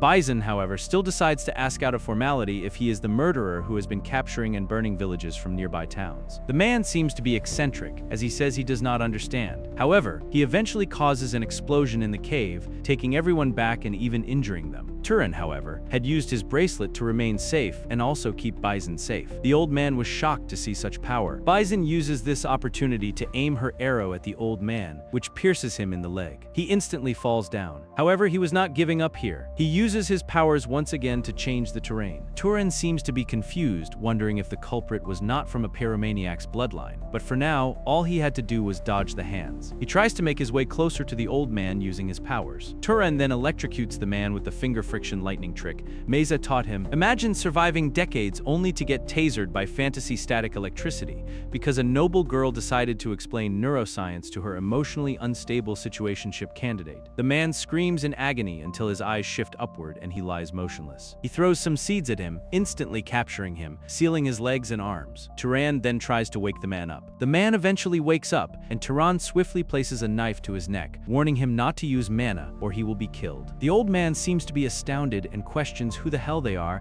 and how they found his place. Turan had to inflict some torture on the man as they interrogated him to determine if he was the burner. Surprisingly, the man says that God told him to do all that. Apparently, he can draw closer to God if he burns the souls and flesh of those laden with sin. This seems to confuse the others. The old man continues, stating that God taught him and others the secret way to gain bloodline power. After just a few more times of burning humans to death, he will gain the pyromaniac's bloodline. Bison seems to be speechless, questioning if he is insane, trying to gain an inward bloodline that way. Committing mass murder for such a deranged reason was horrifying. As for Turan, he was reminded of an old acquaintance who had told him how ordinary people can gain power by killing monsters. He had also said he had seen several visits to it. The insane old man continues speaking, saying that he needs to burn them to death just a few more times, and he too will gain the power of pyromania. Turan was certain that it was not just the ravings of a madman. Perhaps he has truly come to know the secret of this world. Enraged, Turan doesn't waste any more seconds to slit the cruel man's throat, killing him on the spot. One of the group members became insane, saying it feels like a slaughter, killing someone who is tied up and defenseless. Bison, however, seemed to think the opposite, reminding him of how they almost died back there. Besides, considering how many people the madman killed, even if they skinned him alive just to make him suffer, it still wouldn't be enough. Turan, on the other hand, seemed to be lost in his own thoughts. He picks up a book that has been lying on the ground. With this, he realizes they have enough proof that the man was the arsonist. However, he finds something shocking inside. He has never seen these formulas and combinations before. He wonders if this was also thought by that voice of a god the man mentioned. He gets cut off from his thoughts as Bison calls him to begin the absorption process. After that, they made their way out of the cave. Bison was recognized for her achievements in capturing the arsonist and making her place in the Carmane family. Bison and her group plan to continue traveling and hunting demonic beasts. Upon asking Turan, he reveals how he is heading straight to Avicha. Turan promises not to spread the sayings of the crazy guy from yesterday, as it would cause massive chaos. They then part ways. Turan makes his way through the humid desert. He takes note of how his firepower has decreased and his mana consumption has increased. This means using fire magic here is going to be difficult. On the other hand, this one has become easier, which means he will be able to survive in this climate. Turan finally reaches Avicha. Turan, over here, some sailors are talking about needing a skilled knight due to the cruel pirate. pirates. He questions if they are heading to the Emerald Desert. One of the sailors agrees, saying they're leaving tomorrow, but reminds him that this is not a cruise ship and they do not have room for more cargo either. Taking another person means tossing a barrel of booze, which goes against his principles. However, the man instantly shuts up as Turan showcases his ice skills. They all stood up, believing he was an illustrious guest. Turan remains humble and says he is here to ask for a job. He says he wants to head toward the Emerald Desert, not as a passenger, but as a hire. If mermen or pirates attack, he will help the sailors repel them as payment for his passage. The sailor warns him that their ship is quite poor, and they cannot offer a decent wage, let alone a room fit for a night. Turan assures them that conditions and pay do not matter to him, as his only goal is to reach the desert. The sailor was excited and agreed to let him join them immediately. Meanwhile, somewhere else, a whole town was on fire. A knight who is busy fighting off a monster. He continues fighting off the infinite number of monsters, frustrated, wondering what will happen. Fortunately for him, Meza appears in the moment, killing off the remaining monsters in one strike. She is joined by the vice commander of the subjugation force, her uncle. He reports how, at this rate, they will retake this region soon, but still have not found the tunnel. Meza instructs him to report to her as soon as possible, as she plans to go in herself. With that, she leaves. Her uncle instantly loses that friendly demeanor, showing his true colors, calling her an annoying girl. He remarks that if she keeps this up, she will end up just like her mother and brother. The next day, the sailor's ship sailed towards the Emerald Desert. Though Turan plans on reaching the Zahar lands, he has no idea how he will find any leads. Without even knowing his father's position, charging into the family would be dangerous. All he has is a portrait of his mother and a few belongings. He wonders how long it would take to uncover anything with just this. He soon gets to talking with the sailor. The man questions if he is handling the seasickness okay, as a lot of people get sick just by looking at the sea. Turan assures him he's fine. The man says he heard the knight has been learning the ropes from their boatswain. Everything from tying knots to handling the sails. Turan smiled, saying he thought it would be a good thing. The chef on their ship soon announces mealtime. They all hurried to the mess hall and got to eating. They talk about the sauerkraut in their meal, thanks to which they don't get gum disease. Upon Turan's questioning, a man reveals that it is a disease where your gums bleed until you die. However, sour food helps cure it. Since fruit spoils fast, this is the best way, even though it tastes awful. The man reveals how, before that, some people even ate raw mermaids. The peace is soon disturbed, as the person on the lookout announces that there is a mid-sized vessel appearing at 2 hour. The person couldn't tell if they were pirates or not, as there was a noble family crest flying. Believing they were the pirates, they all began to prepare for combat. The man tells the captain that the opponent's ship is a bit faster, and if they chase it for long, they will catch up. But if the wind holds, they might be able to dock at a nearby island. The captain takes a look at the situation and questions Turan if he can handle it. Turan answers that as long as there is not a knight or noble among them, it won't be a problem, and so they decide to turn the ship and take them on. Turns out they were pirates indeed. They threatened this ship, suggesting that they stop the ship and they will spare their lives. Turan, what's the word? That won't be the case, and he instantly jumps onto the enemy's ship,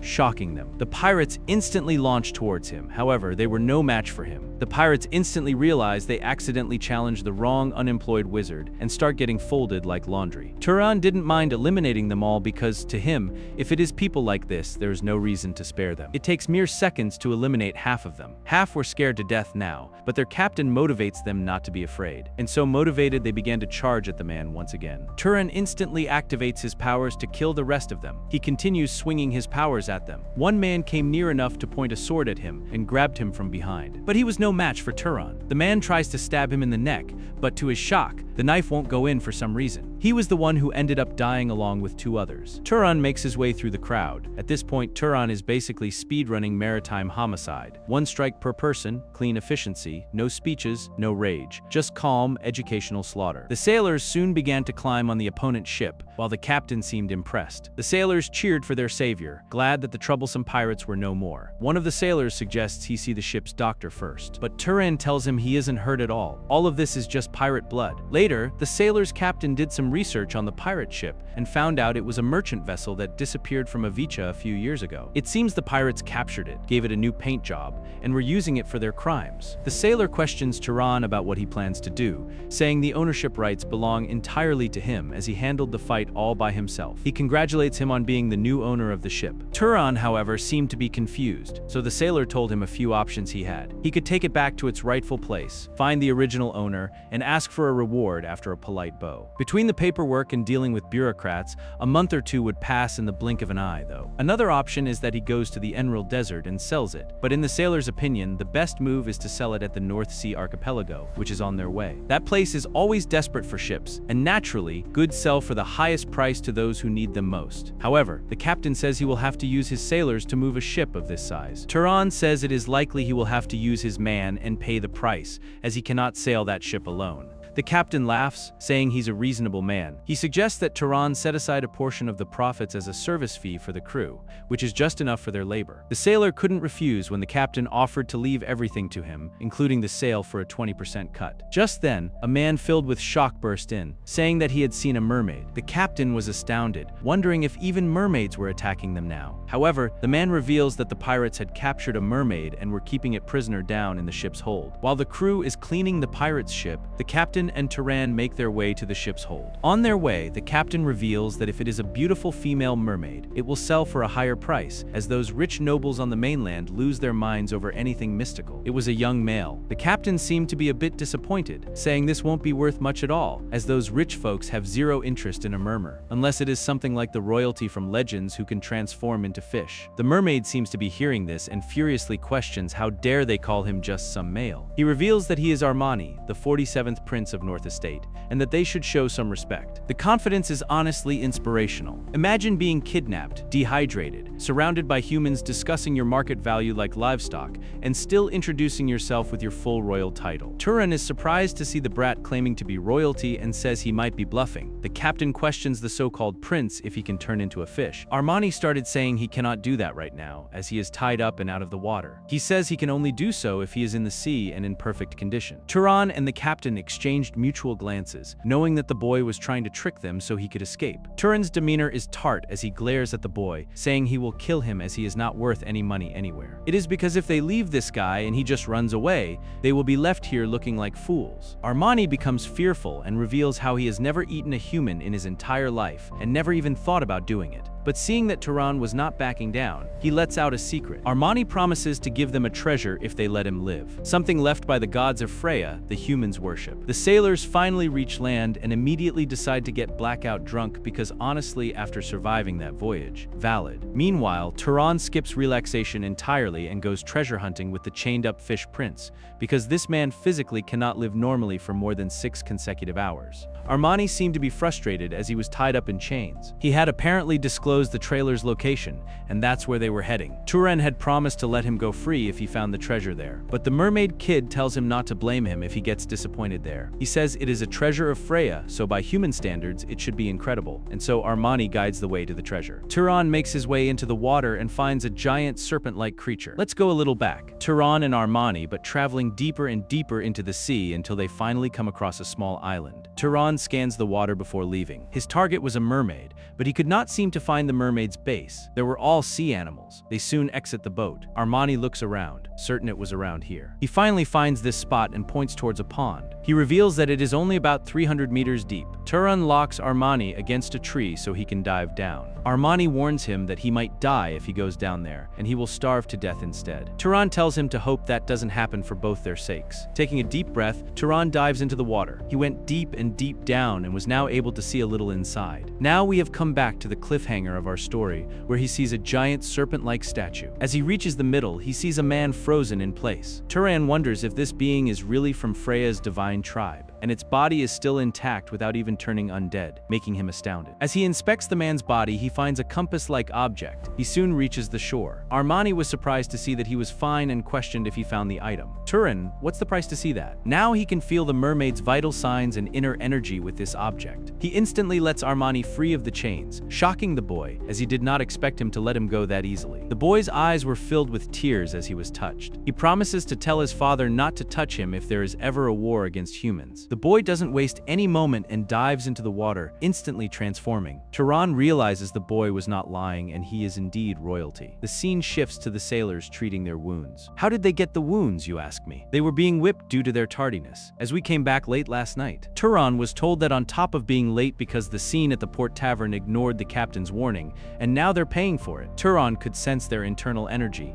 and he spotted a man whose life force was draining when he was getting hurt. He makes his way towards the captain, who had gone down down to the island to find someone to buy the ship. The captain introduces Captain Samuel, who agreed to buy the ship. The captain had agreed to pay 1,000 Zahar gold coins up front. Turan says it's not bad, but there is one problem. Carrying gold coins around is a bit of a hassle, and he questions if he can receive the same value in magic items or holy relics. Captain Samuel says precious items like that don't exist around here, and he will have to go to Komad. It is the second largest city in the Jahar territory. The Durman family, who rules that place, is a lineage of tamers. Samuel instructs him to get himself a useful beast there, and he will have plenty of money now. In Turan's mind, he thinks an animal that understands him could be useful on the road. The scene shifts to the sailor setting sail. However, they reached trouble soon as dark clouds surrounded the sky. It meant a storm was coming. They instantly began to move the cargo inside and pull in the sails in order to not become mermaid food. However, the ship lost its balance, and many of the sailors dropped into the sea. But before they could drown to death, Turan used his powers to instantly hover them back onto the ship. He then tells them to get down, and he instantly begins to take care of all the logistic matters. They all settled indoors away from the storm. Fortunately, everyone was fine. The captain shows his gratitude to Turan, as if they had not pulled in the sails, they would have sunk. Turan questions if they will make it through the storms, to which the captain says they will have to trust the ship and the helmsman. Turan takes a look at the shivering men and orders them to form a circle. The captain was confused and questioned if he was planning to light a fire on this cramped wooden ship. Turan says they need to make sure the fire does not spread. He instantly activates his pyromaniac powers and lights up the whole room with refined magic. Now everyone was feeling warm, and the captain finally understood the words the old-timers praised so much. Humans serve mages. Mages rule over humans but also protect them. Komad was the largest city in the Ilel Desert. Turan and the sailors finally reached its shore. The captain paid Turan for his good work, explaining that the whole crew had chipped in from the ship's sail. Turan said that if he didn't accept it, the heavens might get angry at them. So he agreed, promising that drinks would be on him the next time they met. The other sailors cheered from the ship, saying they would miss him and thanking him for everything. Loki giving found family before the author remembers happiness is a legal energy. With that, Turan bid adieu to the sailors. He then made his way into the large city. As he looks around, he can see the people's vital signs and inner energy core. He soon made his way to his target and questioned if he was a knight of House Durman. The man clearly sensed his intense aura and responded obediently. Turan introduced himself as hailing from Avicha. He then requests to see the head of his house. The scene shifts to Turan at the Durman house. He had now changed into the local clothes. He meets with a man called Kale Durman, the head of the house. Upon the man's asking, Turan reveals his name, saying he comes from a fallen guardian bloodline. He says he heard rumors about this family, so he came to purchase a beast. Kale says he will have his daughter escort him. Turan then questions the man if he has ever met someone who looks like him, as he faltered slightly when he first saw him. To Turan's surprise, Kale reveals that he actually reminded him of someone he knows. Turan follows the man's daughter, who comments how he certainly isn't lacking in funds despite claiming to be from a fallen bloodline. She then questions him about whether it is because the guardian bloodline is well suited for a mercenary's life. However, Turan was lost in his own thoughts, wondering what Kale meant when he said he reminded him of someone. His mother? His father? It is true that he inherited some traits from his mother, like her wavy hair, large ears, and straight mouth. But is that really enough to immediately see her reflection on him? Could it be that the person Kale saw is the father whose face he has never seen? He gets cut off from his thoughts as the woman reveals they have arrived at the house, Durman's breeding facility. Turan finds the place spacious. On both his sides, every room had a different inhabitant. He spots a likable horse and questions its price. The woman reveals they raised that one with special care, and it will cost him 2,000 gold coins. Turan instantly freezes in shock and breaks into a sweat. That was twice his entire fortune. It seems he was mistaken to think he was swimming in money. He wonders if he should give up on buying the beast. Then again, he will hardly be able to cross the desert dragging a giant sack of coins around. As they walk further down the corridor, he finally spots an eagle. Upon questioning its prize, the woman reveals it is 1,500 coins. Turan finds it pretty cheap. Even if it drains all his savings, it is not a bad deal considering the amount of mana it has. Upon asking about the bird's abilities, the woman reveals it is a smart and strong flyer. She says this is one of their most popular species, but it is too smart for its own good. He absolutely refuses to submit to anyone he considers dumber than himself. The birds seem to have taken interest in Turan. Turan could tell the birds seemed to understand everything, even if nature didn't exactly bless him with good looks. The woman says even she tried to teach him how to read once, but he flat out refused. She has no idea if he can't or if he just doesn't want to. Honestly, bro probably saw one PDF and decided literacy wasn't worth it. She says it is a huge waste as the bird has impressive strength for his size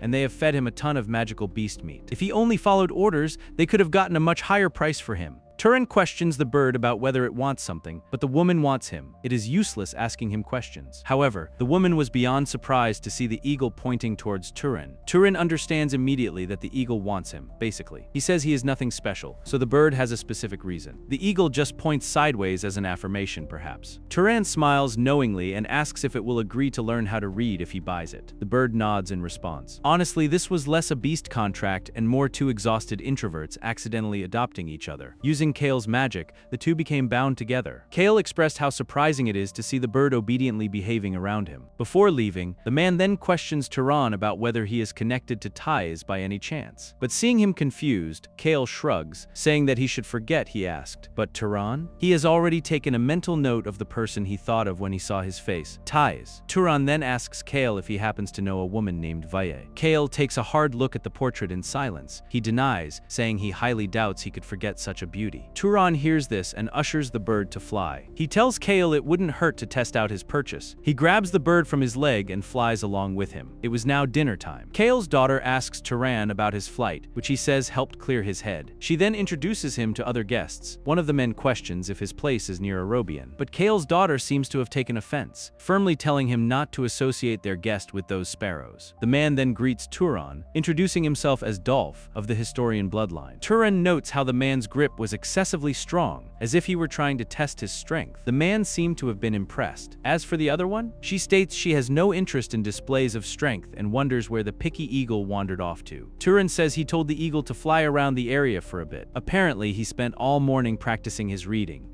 so he's probably feeling stressed out, but he calls out to the eagle so the others can see. The woman seemed to have been impressed and reached out for the eagle. However, the bird instantly retracts, angering her. She calls the eagle a barbarian, yelling that she could have raised him so much better than some fallen noble. They all soon settle down for dinner. They talk about how there a lot of commotion has been out west lately because of the dark elves caused by the Arabian forces. The woman from before hopes for the commander to get killed this time. She laughs, saying the commander is nothing but skin and bones anyway, who will probably drop dead on her own before that. Turan's attention is caught as he hears how they are waiting to hear a firm decision from Thais. He doesn't hesitate in questioning what kind of a person this man is. Kale's daughter reveals he is the younger brother of the head of House Zahar and his current deputy. Essentially, he is the one running the house. Suddenly, Kale's earlier question made a lot more sense. And unfortunately for Turan, things were starting to look very, very bad. The plot really said, "Congratulations on the bird, bro. Now take this generational trauma expansion pack." Maybe his father is way more of a big shot than he thought. The scene shifts to Turan, lost in his own thoughts while the eagle practices writing on the ground. Turan wonders if the second in command of Zahar is really his father. If by chance he were his one and only bane, the moment he found out, he would crush him like a bug. He then takes note of what the eagle had written. "I am a golden eagle." Turan praises him for the effort. As they continue the talk, Turan questions if he has picked a name, but the eagle shakes his head. Turan then asks why he chose him, to which the evil one writes that he likes him and his insights match up perfectly with his. Turan wonders if it is because his bloodline is mixed, Zahar and something else. Just then, Dolph calls out to him, asking if he wants to go hunting later and stretch his legs. Turan says he is heading out today. Seeing Dolph insisting and acting all friendly, Turan knew it was just him flexing his power and feeding off his ego. And so, Turan refuses his advances, but he found it suspicious the man let go of him that easily. Anyways, he makes his way to the town. He asks at the information desk for a desert guidebook and a book on Enrul's religion. He soon senses an intense aura radiating from the crowd and becomes alert. He makes his way towards the desert with his eagle. Night comes, and they are still wandering. As they make their way deeper and deeper into the desert, he urges the figure following him to come out now. It was none other than Dolph. Dolph tries to laugh it off, saying he just figured a young guy traveling alone might run into trouble. Turan's demeanor darkens, and he coldly questions the man if he is after his mana. Dolph's mood instantly shifts into a much more sinister one. He wonders if the boy is brave or clueless for coming all the way out here alone, even knowing that. Turan says he finally understands why nobles look down their noses at the fallen houses. Dolph calls him being worse off than him. He has got strong manners, but his body is weak. So that is the primitive guardian bloodline. All defense but lost even the power to strengthen the body. He says he's usually straight like him and doesn't deserve it anyway, so he should be a good boy and hand the mana over. Turan says that Dolph also looks delicious to him. With that, he disappears using stealth magic. Dolph, however, knew all it does is hide your form, and he can still sense the boy's presence. It is the kind of cheap trick only knights turned spies bother to learn. He asks the boy what the hell he plans to do with that crap spell. He says breaking a stealth spell is child's play, but to his confusion, he could not sense him at all. Not a single footprint, scent, or sound. His eyes widened as the realization hit him, but it was too late. Something hit him from behind. He was attacked from all sides. In a panicked state, he drew a flame circle around him, hoping to break the boy's teeth if he lit up the area. But to his utter shock, balls of fire lunged at him from the sky. He instantly makes a rush for it, but to no avail. He manages to escape alive, but shouts at the boy to come out. He has come to realize that Turan is not a guardian bloodline at all. He makes an instant escape from the desert, knowing he cannot fight a Zahar mage in the middle of the desert at night. That is practically suicide. But even if Turan is Zahar, if he doesn't have a body-enhancing bloodline like his, he will never catch up. At least that is what he thought. Little did he realize that he had the eagle with him. Turan praises his skills, saying a regular noble would have been dead by now. Dolph begs for mercy. Turan takes one look at him and says he cannot do that, unleashing his flames onto the man. In the end, the man was nothing but roasted beef. Still, Turan thought he was tougher than he expected thanks to his historian bloodline. Still, if he had been a properly trained guardian from House Zahar, breaking through with his current stone-slinging technique would have been far more difficult. And so he takes a mental note of needing a more powerful form of offense. Something like a penetrating spell that can punch straight through defenses. He then begins to consume the corpse's mana. However, he takes note of how the compass is also storing mana, realizing it is a storage item. He decides to test it more carefully before he tries to drink it as it is, since it is a Freyan artifact. By morning, Turan had reached the Tomb of the Gods. Apparently, he asked a woman for ways to get inside the tomb. According to a book he read, all you really need is money. The woman revealed he cannot get in right now. Some big shots showed up about a week ago, and it has been sealed off ever since. Even the merchant caravans had to turn back without seeing anything. When asked about the big shots, the woman revealed that it is none other than House Zahar. The scene shifts to some men stuck inside the tomb. They all blamed Purga for their current predicament. If he had not insisted, they wouldn't be stuck down here. Purga tells the man not to pin this on him when he is the one who followed, begging for a position once he becomes the next house head. Purga has heard there is a hidden underground space beneath the Tomb of the Gods. If you uncover its secret, they say, you have a real shot at becoming the next head of the house. To think the underground his grandfather mentioned would turn out to be a maze with no exit, he had not expected. Purga had scoured this place like a madman every year he came here, and since it never led anywhere, he assumed it was just an old legend. He couldn't believe a place like this was actually concealed down here. If he managed to unravel the mystery of this place, becoming househead would be trivial, until he believed the god of Zahari was watching over him. But now, seeing the monsters, looking at them like delicious prey, he realizes this was all futile. If he had known this place was crawling with monsters, he never would have set foot in it. They seemed to have no water left at all. Things weren't looking pretty good. Purga soon becomes astounded to see the dark aura speaking a language he had never heard before. But the worst part is that he could understand it. It says the night hunter has returned to the desert. Meanwhile, someplace else, Turan is finding his whole situation troublesome and wonders if they're planning to monopolize the whole area for themselves. If he hangs around and ends up as he did with househead Kale,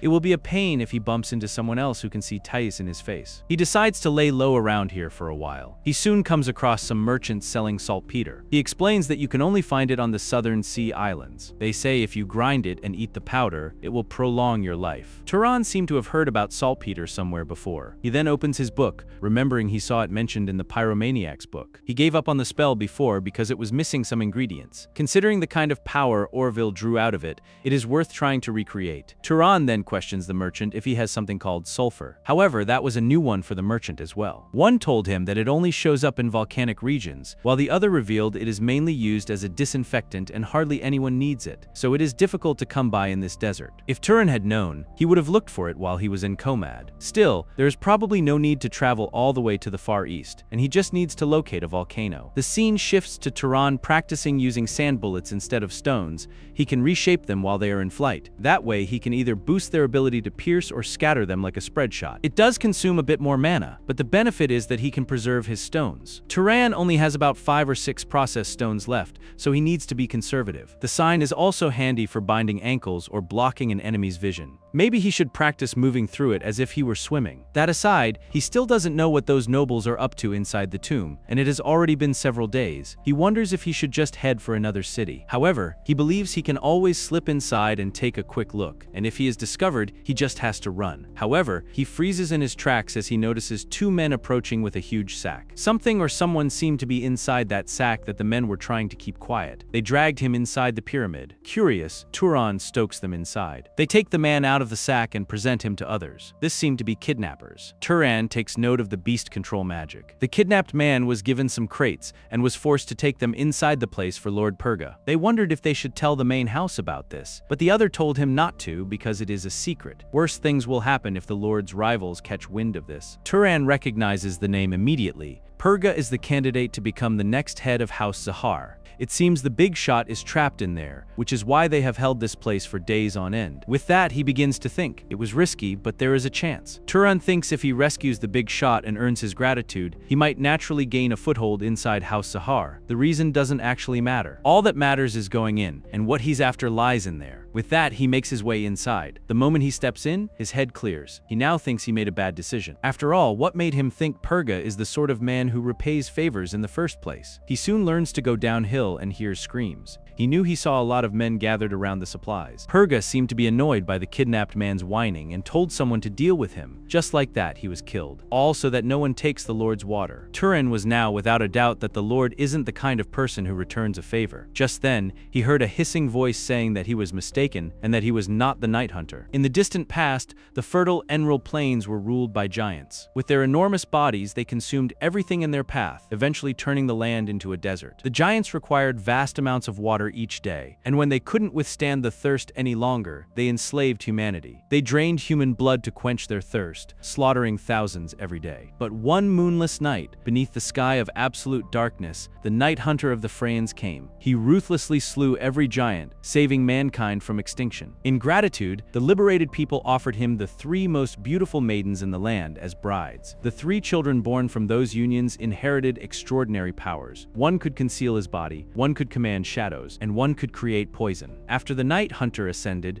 the brothers fought over who would rule the desert. The eldest, who could conceal his body, left because he didn't want to fight his brothers. But the second brother, Master of Shadows, and the third, Master of Poison, waged a brutal war. The desert fell into turmoil, and countless people were driven to despair. In the end, the eldest returned, defeated both of his younger brothers, and claimed dominion over the desert. He is the ancestor of Zahar. And now, back in the present, an anonymous voice was calling out to Turan, saying he is not the Night Hunter. Turan can't understand why he is hearing the name of that god and wonders if this is connected to the Zahar nobles who entered before them. Technically, he is a distant descendant too. He becomes alert as he notices towering footsteps. He could see the creature's vital signs and discreetly followed it. It looked thoroughly unpleasant, but it seemed to have spotted him as it instantly tilted its head towards his position. It instantly lunged towards him. Turan barely dodged and unleashed his fire flames onto the giants. He couldn't believe the giant was able to detect him and see through Zahar's stealth. Fortunately, its detection range seems narrow. He grabbed a stone and aimed for the first strike. He ends up killing one of the creatures instantly. However, the others didn't seem to react when one of their own died. He was about to extract its mana, but to his surprise, he couldn't absorb any even after killing it. This means it is a magic creature. As for the amount of mana he absorbed, it is far too small. With physical abilities like that, it should have contained much more. On top of that, the holy relic didn't even react. This makes him ponder its true identity. The anonymous voice speaks up again, hissing that he is not the Night Hunter. He instantly hides as he hears human footsteps approaching. Purga halts as he sees the dead creature. The others were surprised, as they had passed through here before, but their sense of direction went to hell a while ago. Purga, on the other hand, seemed to have detected that there was a rat in here. If it were a rescue party, they would have noticed them by now. Making a commotion in a place like this would easily stand out. He instructs his subordinate to set traps nearby so they can catch this rat. He instructs the other to keep lighting up the surroundings. Purga believes it is probably just some knight who got lucky and survived earlier, and he suggested letting him run around her for a bit so they can use him as bait for the monsters. Turan was watching the whole scene unfold quietly. 3 days passed by. Turan's and Purga's group found themselves in the bizarre situation of coexisting within the pitch-black labyrinth. Fortunately, the traps laid by the barrier-bearer bloodline were clearly visible to Turan through the eyes of the holy relic, posing no obstacle at all. In fact, thanks to the darkness, they often ended up suffering the humiliation of triggering their own traps. Unlike Purga's group, who were completely unable to even gauge their direction in the dark, Turan used the power of the holy relic to establish several locations as spaces, allowing him to slowly expand his search range. He marked ranges where monster activity was sparse. Occasionally, a particular path would be swarming with an overwhelming number of strangers. Creatures made it impossible to push through without killing them one at a time. At times like those, he borrowed the strength of Purga's group, Although it meant giving up the chance to absorb their mana, Turan didn't mind because the creatures yielded so little mana that they were hardly worth the effort. However, despite the group losing a lot of men, they were still being sent a stockpile of goods.